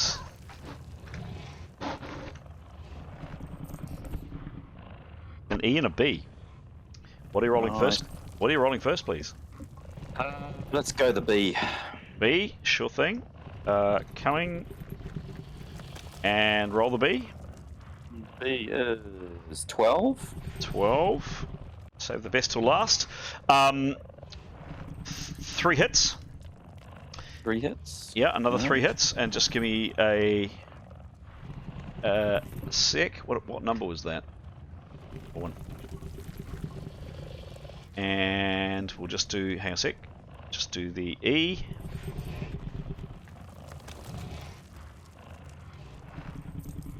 Oops. And roll the critical, please. Make it a good one. Alright, here we go for the E. 40. 40. Smash. You hit it in its leg. It screams, kind of froths and hisses and roars in pain. That really hurt. And yeah, it's let me just check something. Let me just check. Yes, and this it roars in agony. You do another 3 hits, as I said, and yeah, from the pretty nasty cut on its leg, even in the dark gloom. Although Askell's got better eyesight, this kind of horrible ichor, this black slime, is kind of dribbling out of its leg. Nice. Nice work, Askell.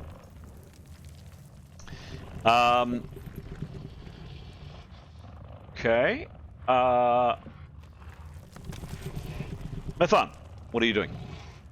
Mothman will snapcast healing 3 again on Kiros. Give me a roll, please. Yeah. Oh man, 3. 3.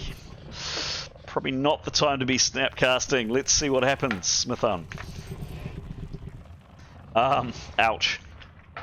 So she would be able to have plus. So it should be incantation. Yeah, negative 30. It's negative 27 so far. Incantation. Plus 10 for flamboyant incantations. Yep. Plus 5 for flamboyant gestures, if she does have a free hand.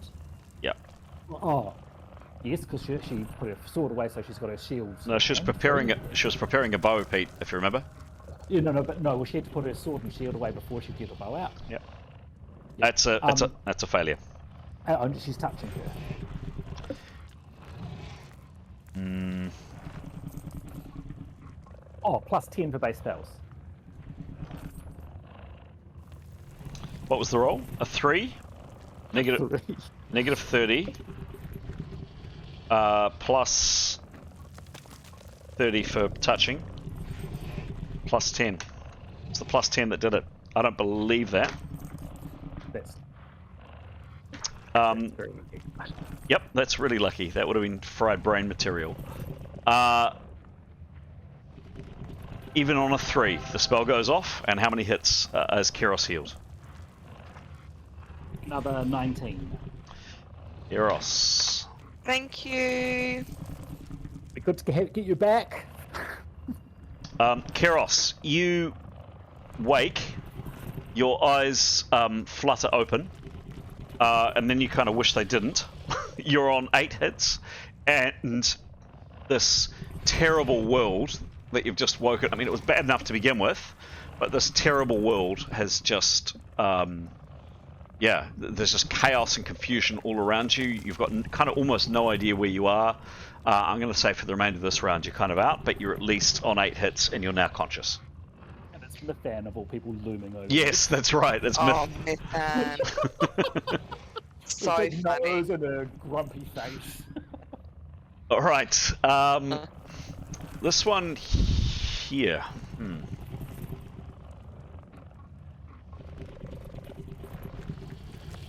This one here. Let me just give a roll to see what it does. Oh no, that was the one that was asleep. Yes, I wonder what that was there for.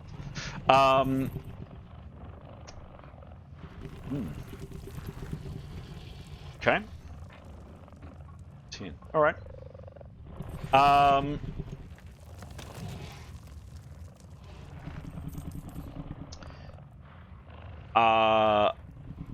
There is another massive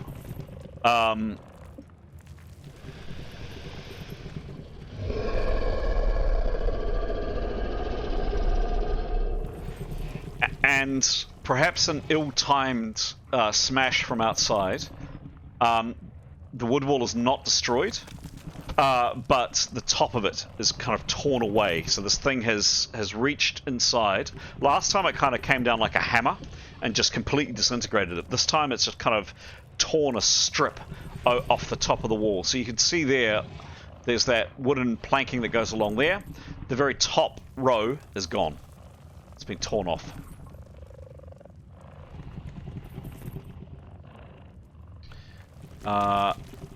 Next up is this one. No, it acted and it's pulling the halfling. The intensity on the door that you're holding, Severin and Demos, is definitely increasing. I'll ask you to make a hard roll this time to hang on to the door. Tanya, you're still woozy. Do you say anything? How cognizant is she? What, does she know what's going on? She's certainly just noticed the top of that wood wall just being torn off. It had been quiet for a bit, and then suddenly the top of the wood wall's just gone. But the rest of it she's probably unaware of.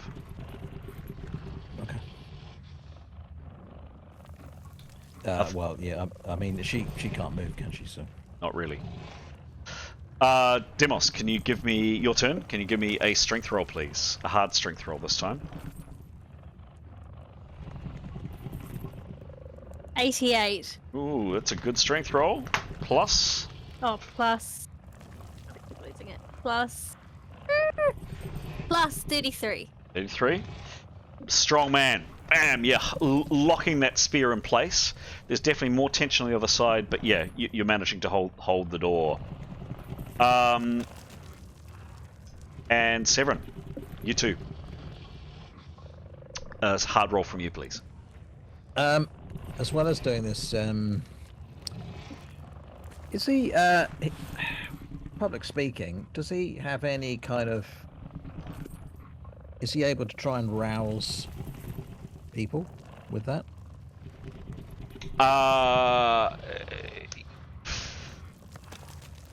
What's the description of the skill? I mean, I think it's convincing people to do something. So yes. I think he'd like to shout out because I assume he would be cognizant of what is going on, which is to say, things got better as the creatures were dragging on. No, the halfling, he doesn't know anything about the halfling, I'm afraid.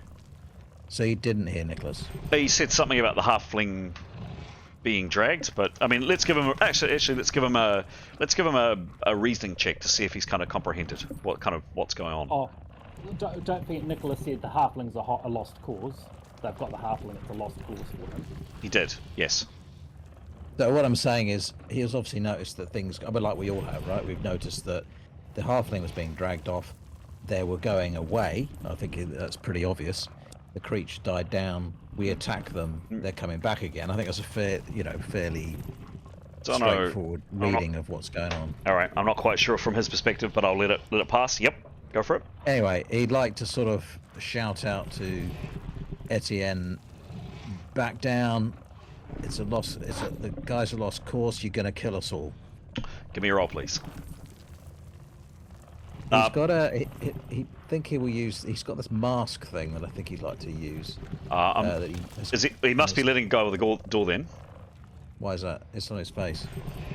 It's invisible on his face. It adds plus 25 to public speaking once per week. No, you've got to put that on. It's not automatically just there. Oh, I thought it was an invisible mask that transforms to the transforms to the face of the wearer, so it's not visible. What would be the point putting it on, taking it on and off? He'd have it on permanently, really? Well, that's what I took from it. Yeah, it was. If you remember, it's quite a funny looking thing. It doesn't cover much of the face. It just kind of strands that go across the front. Do you remember you had a picture of it? Yes, I do. That's what I took from it, but you know. I'm gonna say no. Surely that's going to impede his helmet and everything else he wears. It looked to me like a very, very close-fitting thing that wrapped around the cheek, but over to you. Yeah, I'm going to say that's something he deliberately has to take on and put on and off. It's not something that's permanently there, I'm sorry. Alright, I'll check that. He'll do a public speaking roll. Okay. So, he's got a choice. Does he hang on to the... He can... Can he not speak and hold on to the door? I'll increase the holding onto the door to a very hard for him. Sorry, how does public speaking affect his ability to hold the door? In a round, you've got 100% action. Yeah. Yep, so holding the door is effectively 100%. If he's wanting to concentrate on convincing others to do something different, he's going to lessen his ability to hold the door. That's the reasoning. I'll hold the door. Hold the door? Okay. Yep. He could do it at a very hard. 56. No, I'll hold the door. Just as it goes. Okay. 56. Plus 45? 45, yeah. Cool. Okay. Holding it in place. Basically, the thinking is he's using his might. It's definitely getting harder to hold where he is. To shout out and try to encourage others. I mean, he can still shout out those words. And it's ultimately up to you to decide how others react to it. But to actually make a concentrated effort to actively appeal to people to convince them, he would need to make a roll. All right. Well, anyway, he will definitely shout out those words. Yeah. Cool. All right. Lost cause, words to that effect. Correct. Essentially, let the guy go. He's going to bring death upon us all. Okay. Cool. All right. And the last actor of the turn is indeed this unfortunate halfling that is just squealing in terror as this acid is burning into its skin. That's the end of the round. And initiative next round.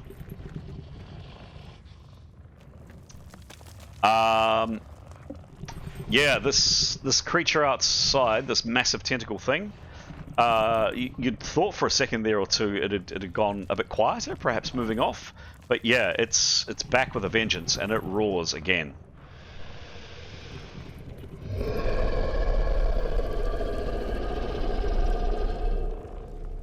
Nathanal, your turn. Can I just interrupt for a second? It looks like Stara's had to go. Oh, okay. Thank you. Thanks for letting me know. Yeah. She had to sort some other stuff out and needed to get to bed. So Okay, no worries. All good. so she passes on apologies, but she needed to sneak off. No So I'll worries. look up the Jada. Thank you. Well, Nathanal is of a similar mindset. It's pretty clear what has happened. Mm-hmm. I think I'm right in thinking she would make that assumption.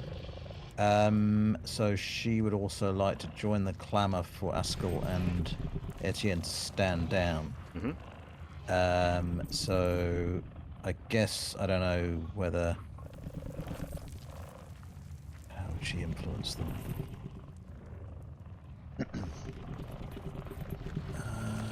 She'd threaten to kill them, wouldn't she? She could threaten to kill. She could actually kill them.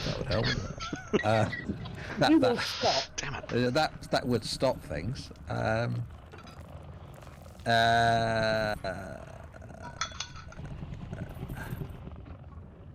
think she's really got any charm. At least I don't think she has. Yeah.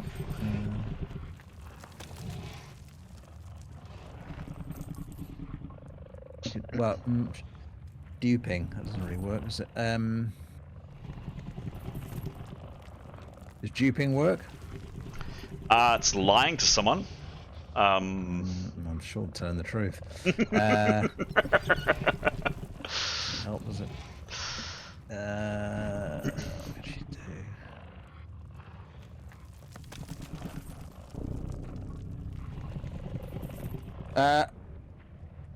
Can she reach out? And who's in the door? Etienne. So she'll say all this to Etienne, and she'll pull on his belt to retreat, saying, "You're going to kill us all. I know you think you're doing the right thing, but you're going to kill us all. Now back down. Let them go. That halfling's dead. He saves the rest of us." All right. Okay. Okay. Cool. Jada, anything from Jada? Yes, Jada. I don't know if she was up to preparing to cast a spell. Mm-hmm.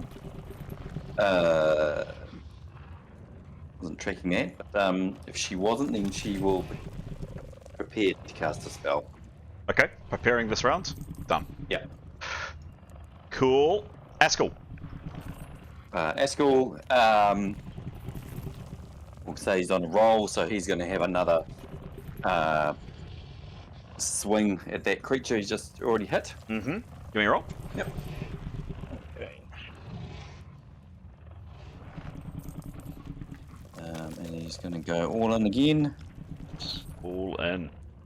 Yeah, 69. Not bad. Plus is 83. Yep. 16 and a D. Roll the D, please. Okay, the D. Oh. Again. Oh. Alright, it goes 16. 16, 1, 6.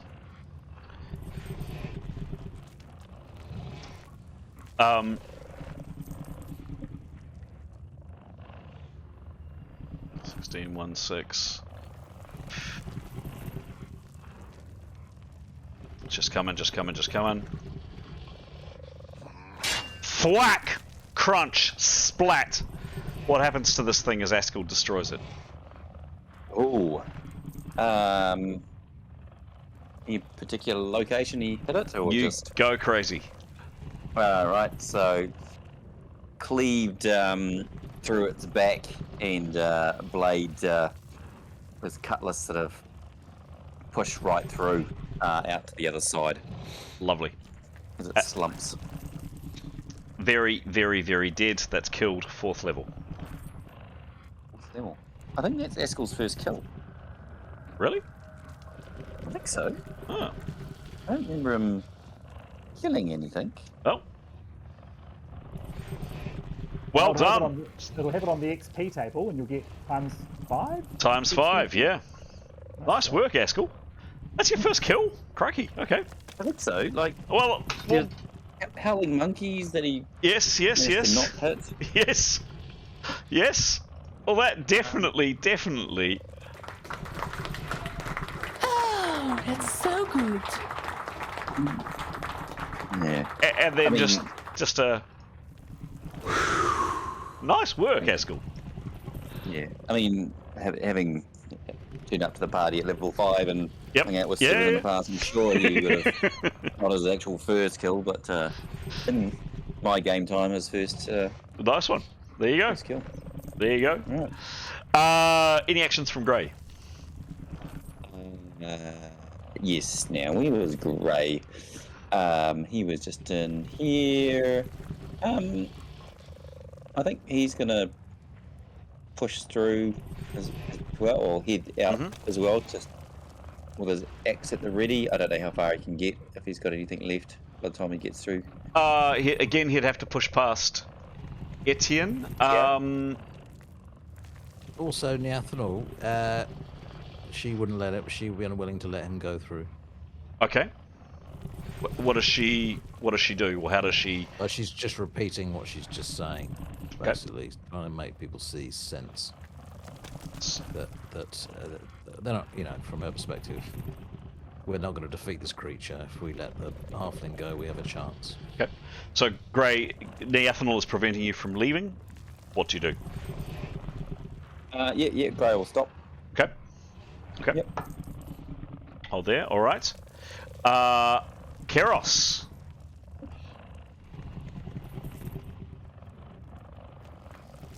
back to sleep?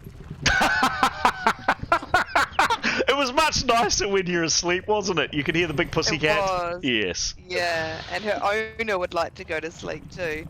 What have I got? 8 hit points. Mm-hmm. Can I just crawl somewhere and Yep. like hide? Yes. There's nothing to crawl under. There's lots of rubble. Can I just move to a back corner behind a buff man friend? Yep. So over here, Just away. and yeah. just pet your kitten, and just if you click your heels hard enough, maybe you'll go back to Kansas. Like, what the hell is this? Yeah. Why did I wake up? All right. Nice. Yeah. Late. Sorry. Yep. I might head off if that's all right, team. So sorry, and I know I've just woken up on camera, All good. but now Keros's owner needs to sleep. Okay. Oh, well, sorry it took so long to get you healed up. No, it's actually it's been really lovely, like just watching, and not Cool. like Yeah. feeling like the pressure of, oh god, what am I going to do? It's actually get been that. really cool. I highly recommend it. There is something called a recording on YouTube, by the way, if you feel like watching it again. There is indeed. But no, it's been good fun. Thanks everyone. Nice one. Thanks, Alex. Take care. Sleep well. Cheerio. It's not the No. same watching a recording of a game that you know has already happened, so it's the same sort of thing, I reckon. Yes. True story. Yes. All right, Keros is All right, cowering in good the luck, corner. Nice one. Leif. Hey. Oh, yeah. Leif will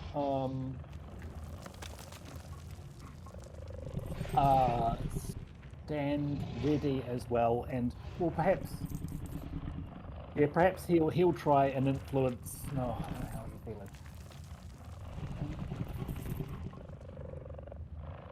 Yeah, no, definitely. Yeah, he'll try a charm roll.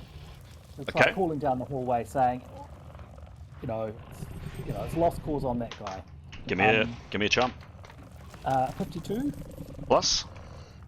plus 33. 33. 85. This is influence and interaction without any modifications. That's a partial success. Your audience is still listening. You can continue to try to influence them. So that would be kind of in the best of times. There would definitely be a minus of at least that, plus that hard to hear.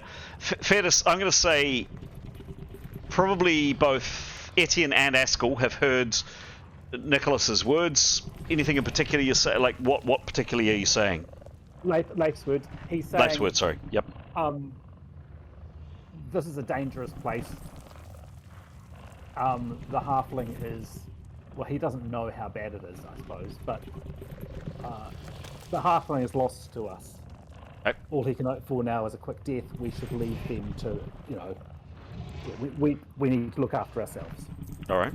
So Askell and Etienne, you're not, you are free to act as you will, but you certainly hear that, and certainly, life is sounding compelling, but you're absolutely free to act as you wish, so that you're not under any compulsion. It's not like you have to roll a resistance roll or anything like that. Next up is indeed Etienne.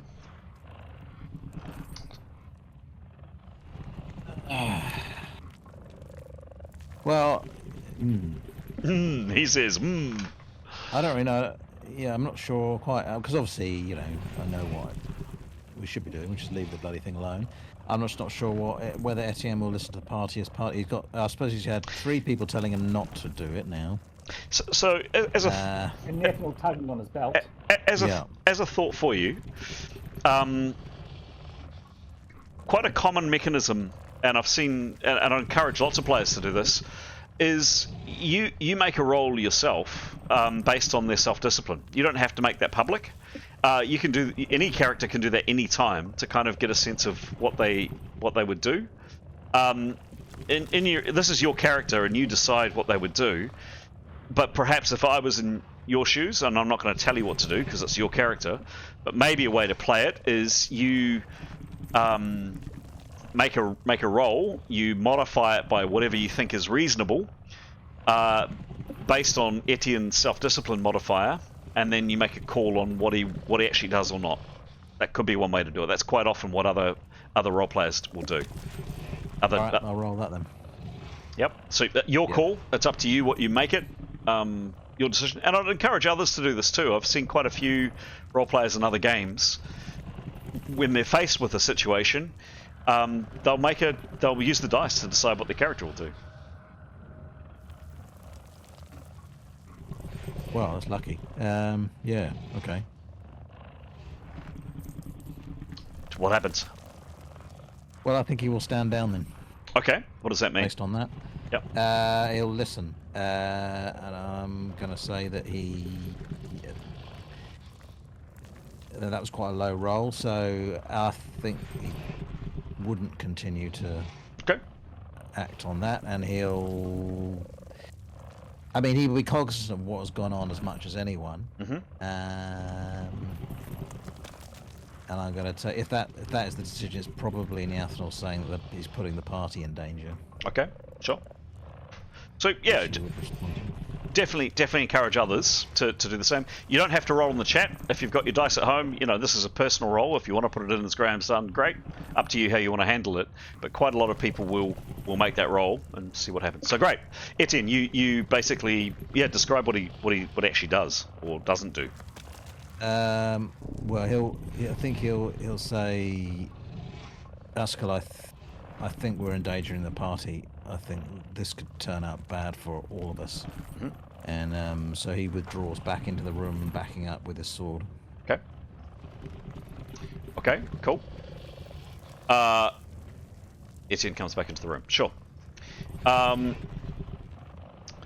Next up is Nicholas. Nicholas, so you are your little drone in the sky. 3 of these things are down. That one is sleeping. It's kind of beginning to stir, you notice. This one here is still on the ground, tangled in whatever gravity the whistling put on it. And this one here is very, very, very dead, courtesy of Askel. What do you do? Cool. Nicholas will take an opportunity action with the whistling to watch what the other one is doing. Yes. And he will report back to the room. Yep. But he will say the sleeping one is. Well, he'll say Askel's still out there. The sleeping one is stirring. There's one bound, one dead, and one dragging. But he waits to report on what the dragging one does. Cool. So he's monitoring to say he wants to report on when the coast is clear for them to dart into the next room. Basically. Sure. Yep. So this creature is dragging, and the halfling now appears to have gone limp, and it's made some progress and is coming out. In fact, it's probably gets a little bit further away. He sees it move out here, and there are others that come out of the gloom, take it, and start dragging it off through the rubble. Nicholas will report back as much as he can see. Okay. So the halfling, as far as he can tell, it's not moving anyway. It's just being dragged, this kind of inert form. The last thing you hear from it is this kind of pathetic little whimper, and then it just falls limp. If he can, he'll yell-ish to Askel. The halfling's dead. Okay. Demos. I think he's just gonna keep holding on to that door for dear life. Make another hard roll, please. No failures. No pressure. No pressure. No pressure. 89. Nice. You're rolling well tonight, Demos. Yep, no problem. Right. Sweet. Nice. Muscles for Demos.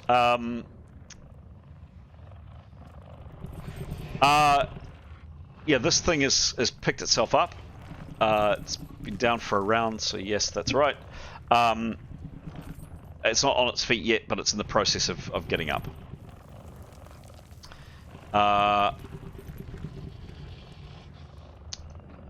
Mithan, any actions from you?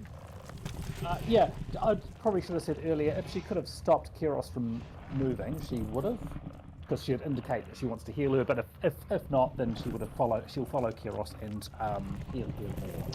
Give me a Another roll. This is a... yep, give me a roll, please, Pete. Another snap cast, touching Yes. her and crossing her fingers. Yes. And gesticulating and calling Actually, we out. did. I'll tell you what we didn't do last time. We didn't roll down. You rolled a 0, 1, 2, 3, 4, 5. We should have rolled down again. You're lucky. True. You're lucky. You're lucky. True. You're lucky. Give me a roll, please, Yeah, Pete. yeah, sorry, and I didn't even think about that. I thought, oh, what's it? All good. All Sorry. good. You gotta wait. 48. 48, plus 30. Fair to say you're touching. Negative 30. The spell does indeed go off. With Sound effect. just waiting for it, and there's the healing spell. Yay! Yes. Another 22 hits for Kyros. 22 hits. Cool. Kyros, you're feeling a lot better on 30. 30 hits. Bang. Okay. Next up, Severin. Anything from yourself? Well, he's got to hold the door, and he will encourage. He'll keep on saying to those on the other side of the room, look, let's back down. Yep. We might get out of this. Back down." Cool. Give me a roll for holding the door, please.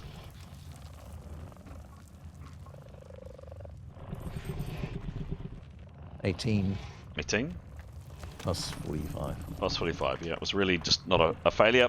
Again, yep. Kind of, your hands are clenched. There's sweat coming down it, but yes, you hold it in place. And that is the end of the round. It's been 50 long seconds. Next round. Nearly a minute. Tanya, you've got 30 more seconds and then you're okay.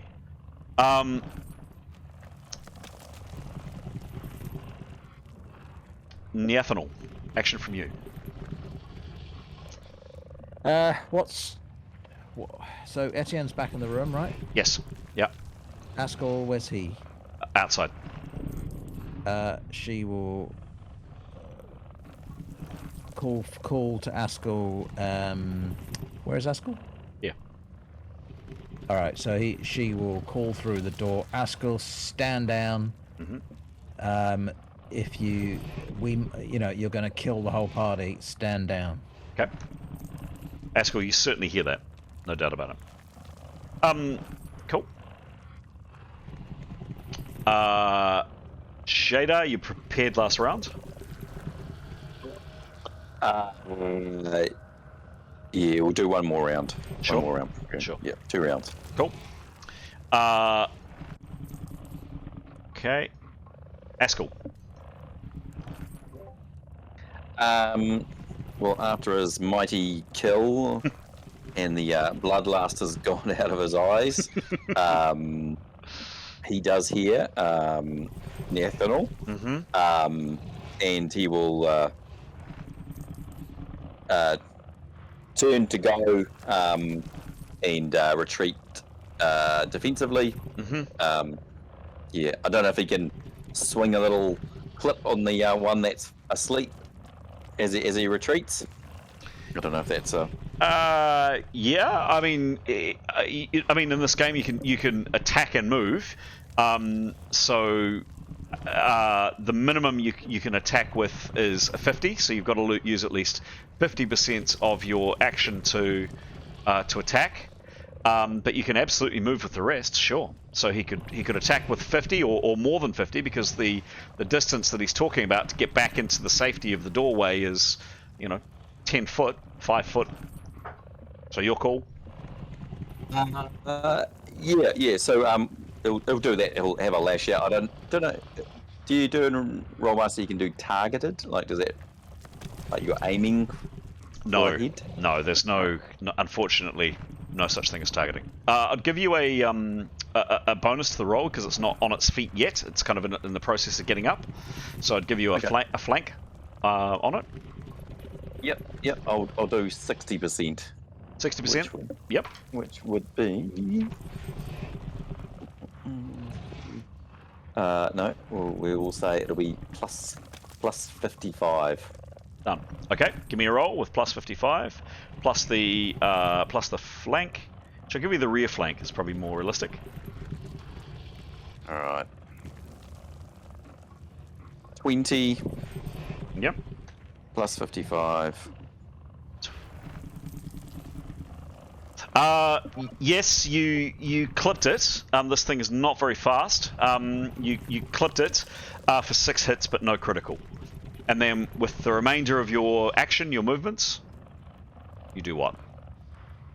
Yep, just retreat back into the door space with Etienne Yep. Done. and co. Yep, Okay. Cool. and but still facing back to the doorway. Magical shield up, cutlass up. Cool. So defensive. Got it. Defensive posture, sure thing. Excellent. Is anybody a bit of narration coming up from the GM? But is anybody wanting to do anything offensive or anything that's external to this room that I should know about? No, I think Nathanals would continue her argument just to prevent anyone going back out in that there's a chance they may retreat. She just wants to spell it out. Yep. Make sure that people, she gets where people are coming from. Okay. Cool. Anybody else that doing kind of anything external to the room? Nicholas is whispering, watching. No. Okay. All right. So it's quite a Nicholas. Nicholas is kind of a bit of bit of a strange fish here, but so I don't know how he would feel about this. But he sees this lifeless body of this halfling, whatever it is, short person. Several of these creatures have grabbed it and have hauled it outside, and they continue out towards the large tentacles outside. This one here gets to its feet. It comes up to the doorway and kind of spits and snarls at you, Askell. You're the last one standing in the doorway, but doesn't have any apparent interest in going in. Wraps a tentacle around this creature here, the one that was bound up by the whispering, and starts dragging it out. And what do you? So Pete, you can definitely see with the whistling. What are you doing? He'll. So as soon as they're, he will only follow them to sort of the doorway to that room to watch. Okay. To sort of go out into the open, definitely not. Okay. And Nicholas will explain where they are and what he can see. Okay, cool. Thank you. I'm just doing a little bit of GM jiggery pokery. There we go. That's what I wanted. That's the buggers. Just coming. There we go. Cool. So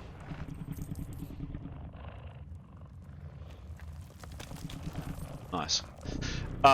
So hang on, Pete. I'll just come back to the map. I'm aware I've switched it off. So you're coming out. Kind of tell me where. Let's use Mathan as a counter. Where approximately are you going? Well, wanting to keep in shadow, so as high as possible. Wanting just to be able to observe that they have cleared our immediate vicinity. Okay, sure. So perhaps in that corner, yeah, about there, I guess. Yeah. All right. So you watch as these things file outside, and you catch for the first time a glimpse out through the ruined doorways of this creature beyond. You only catch a glimpse of it, and I'm actually going to ask for a self-discipline roll, Pete. It's an easy maneuver, but you still need to just check your sanity, basically. Here, give me a roll, please.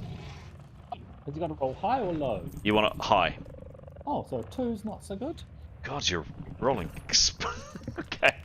I'm going to say with that roll, Pete, the horror, the utter trauma of what you see outside just causes Nicholas just to blank for a second.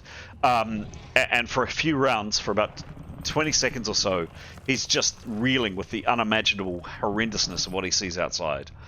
His mind his mind can't deal with the nastiness of it. But he does regain kind of his wits, and the whistling, of course, is able to be recontrolled, and he duly does kind of get control of it a bit of time later. And yeah, after a time when he comes out, these massive tentacles, and indeed all signs of these creatures, have gone. And other than the occasional bit of debris coming down from the roof, this complex, ruins of this complex, are quiet. Unnervingly quiet. And this is what the Whispling can see, probably from its vantage point, by the way. Scanning through there, the skull through here, some smashed walls through here that weren't there before, obviously. That's where the other undead, or the other nasty creatures were, so they can now get out. You presume so, yeah. Well, sorry, but that's the right walls. Correct, yes. Okay, checking. Okay, good. Yep, what do you do? Nicholas would report on that and suggest that we all get into a secure place, the next room back, quietly. Okay. Agreed. So for people who can move quietly, or heal up people here who perhaps need healing before they can move, or carry people in whichever quietest manner we can, and close the door. Yep. That would be his suggestion. Any other actions? So I'm going to say, unless either Demos, Askell, Grey, Jadar, anybody else has anything other than that, I'm going to move characters through. Anything else that's going on? Firstly, does anybody disagree with that? Askell? No. It's only Jadar was going to cast a healing spell. Cool. We'll come to do it as part of the move, or when the room. Yeah, I think we'll do it as part of the room, the move, or whatever. Yep. Okay. Anything else I should know from Demos or any other characters, basically? I think we'll shut the doors, obviously, on both sides of the room, assuming they're still working. They are. And which way do they open? The way that you can see them there. So one opens that way, you can see, and one opens. I can't see very well. Okay. Dark, one opens inwards. You can see that. Okay, so we'll barricade that one then, and keep quiet. Yep. And then, if possible to do with the other one, we'll do that too. Can't see what. Faces that way. That way there. It opens this side. Oh, okay. I double check the pit trap is still open, and that was an archway, not a doorway, correct? Correct. Okay. Cool. All right, they're not getting across there then. Okay, well, we'll shut the door anyway, and then I guess we'd be quiet, right? Any other actions I should be aware of? Nicholas would, if possible, would want to very subtly do a tour with the Whispling. Okay. After he's been seen to by healers to get his bleeding stopped, please. Okay. But I assume general healing and barricading and maybe eating and drinking. Okay. So let's just do a quick flyby for the Whispling. And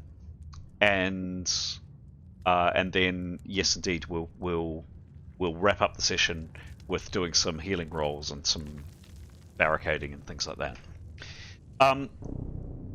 So the range, I better just get a sense of where you can get to. The range is how far, Pete? 100 foot. 100 foot from Nicholas, and his primary thing is to not be. He doesn't want the Whispling seen. Understood. So that's 100. Okay, so that's 100 foot there. All right, cool. So as the Whispling comes out, and you can still hear like debris just falling down. I mean, this complex has been utterly trashed. These critters have indeed moved out. Bye. There we go. And this one is also no longer here. This one. So with your little drone, yeah, the just the utter destruction that has been wrought on this place. So the bars here are smashed in your inwards. There are a couple of bodies you note of previous creatures you destroyed. You can see them there lying in the rubble and the ruins. And look, realistically, I should be taking you into another room, Pete, but for playability purposes, I'm just going to describe it to you all, and Nicholas is relaying this quietly. The skull is there, as you can see, relatively unaffected. What is of particular interest is it appears as though something, presumably a tentacle, has smashed its way through this wall, and it's gone through not just one but several walls. I mean, this whole area here, by the way, is completely laid waste to. So the outside wall is gone. The entranceway that you came in by is gone, and this here, all this area here, right up to the skull, is open to that sinister, strange, nasty purple fog and mist that you had become accustomed to in the in-between. So completely open. All this wall there is exactly as you see it. It's gone completely. The wall does continue further down, however. In here, and you can see, even with your human eyesight, moderately well, because of this evil kind of purple glow that comes in behind. So first and foremost, there was a set of portcullis here, but they've been pretty much smashed.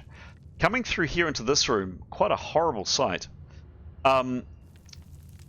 In the rubble, there are several, and they're still twitching and moving.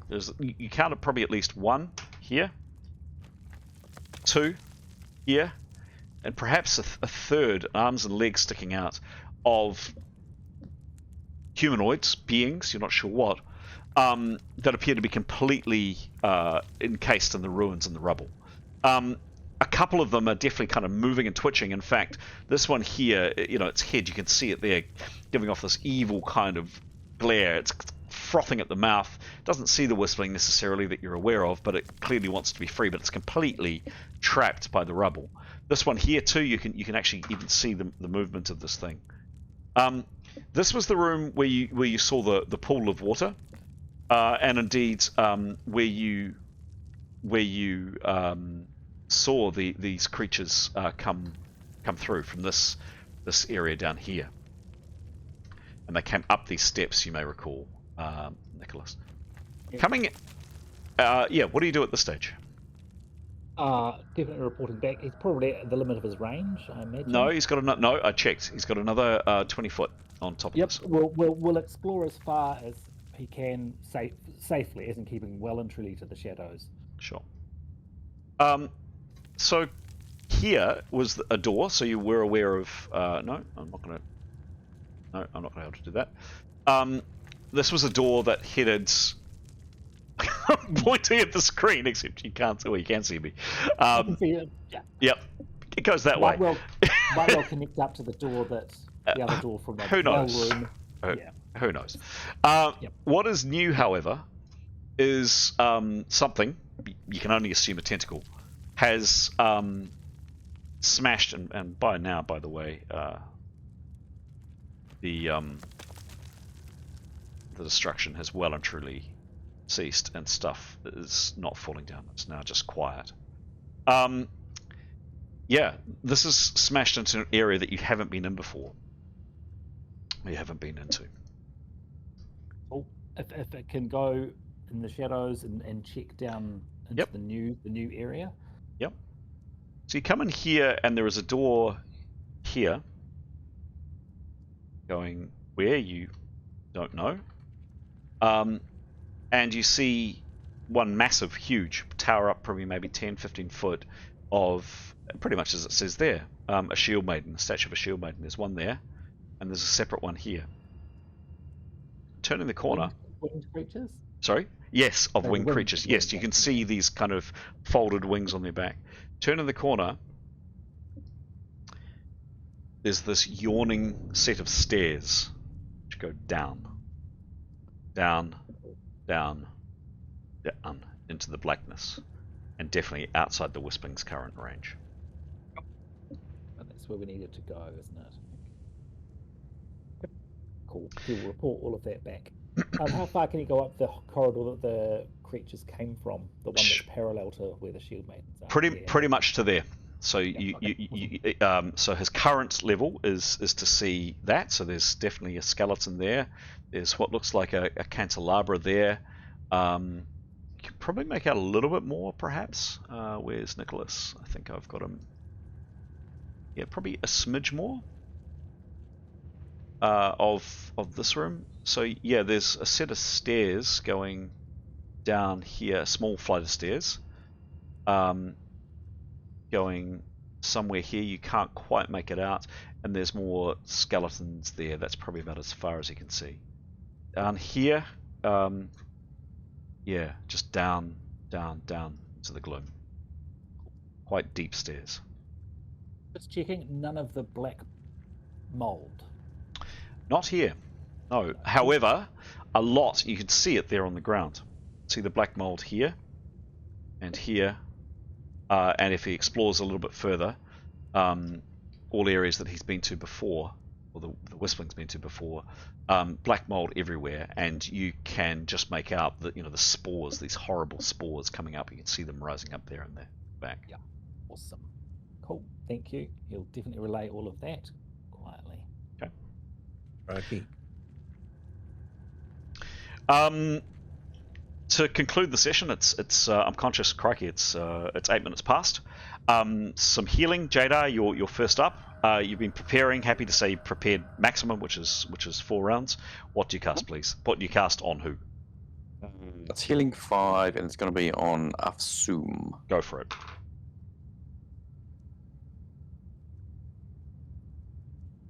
$34. 34 with touching, which is plus 30. With 20 for prep, that's a very, very, very convincing success. What's the spell? Is healing 1, except heals 5 to 50 hits. 5 to 50. Okay, give me a roll. Okay. 50, 10, 29. 29. Okay, cool. So you cast your healing hands on Afsun. You touch her. Energy comes off you. Power, life comes out of you, Jadar, and comes into her. And you're all standing around her, looking quite worried, and her eyes flicker open. She kind of smiles for a second. She catches almost a glimpse of perhaps Etienne in the background, sees Jadar over her, smiles for like a fraction of a second, and then just starts screaming her head off. Screaming and screaming and screaming. The noise is horrendous. She's clearly in agony. And the sound reverberates and echoes right throughout the complex. So that's where we're going to begin with Afsun screaming next time. Other healing, other actions, other stuff that people would have done while this was being done. Nicholas would have asked for a cut repair on his bleeding. He would have done that quite urgently. Actually, sorry, we won't start with Afsun screaming, because by the time that Nicholas, you did your circuit with the Whispering, that would have taken quite some time. So we can actually come back to Jada.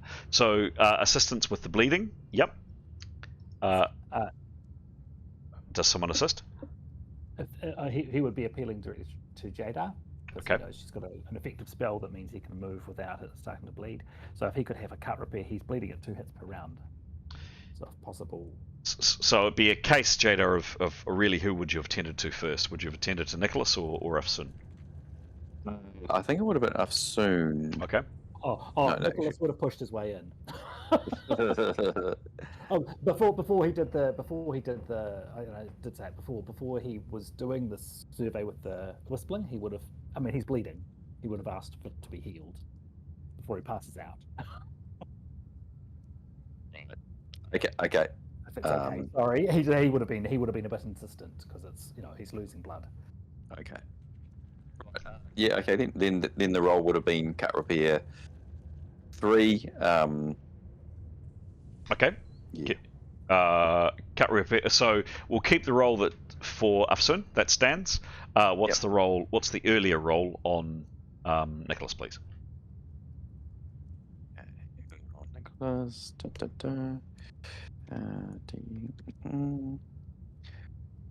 96. Fair to say that was successful. Thank you very much. I'm going to say, Pete, you're bleeding at 1 hit per round. I'm going to say, what? I think 7 rounds is reasonable. So he was down to 30. Oh, yeah, because to walk through, to wait a little bit while they're gone, Yep. and then to walk through, definitely, yeah. But Yeah. he would have been very insistent because he's aware of bleeding. So Yes. sorry to push him there. Sorry. Okay. So that happens, Nicholas. You're no longer bleeding. You're on 30 hits. Yeah. So Afsun, that would have taken place actually while you were doing your surveying. So Jada, you have a patient that's woken up. She's now conscious, but she's in a ludicrous amount of pain, and she's clearly, in a lot of pain. Her legs kind of out to one side, not looking good. Okay. Has she still got more actions, or? Yeah. Let's assume that we've moved out of rounds. Yeah. Okay. Then. Oh, it's 10:15. Yeah. Did you want to leave it? Did you want to leave it there? I'm happy to leave it there. Or I am mindful of time actually. Yeah, let's wrap it up there, and then Star can pick it up from next week, and I'll give her the rundown, or she can listen to this and catch the ending of where we got to, and cool.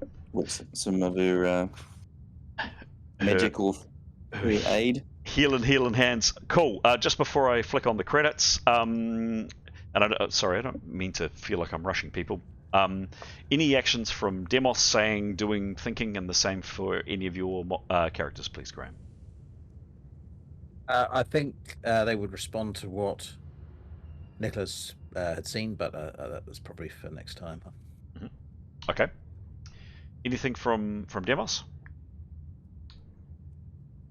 I think so. I think you'd just be very quietly checking on, like Kiros and probably just Kiros, to be honest, and Victory. Kiros does Very look quietly. up. Kiros does look up at you and just says, "Thank you, Demos," and touches your hand. She says, "Has your Westron got better? You're sounding. Just a little bit. You don't. Your enunciation is much better, Dinos. That's good." Thanks, Kiros. Okay. He'd blush a little. Excellent. All right, folks. Any kind of last stuff? Anything? Where that we'll pick it up obviously properly next time. But anything there we should know about? Last stuff before we wrap. No, not from Grey or Haskell. Okay. There we go, guys. Good job indeed. As per usual, my usual, hope you had fun. Hope you found it an entertaining session.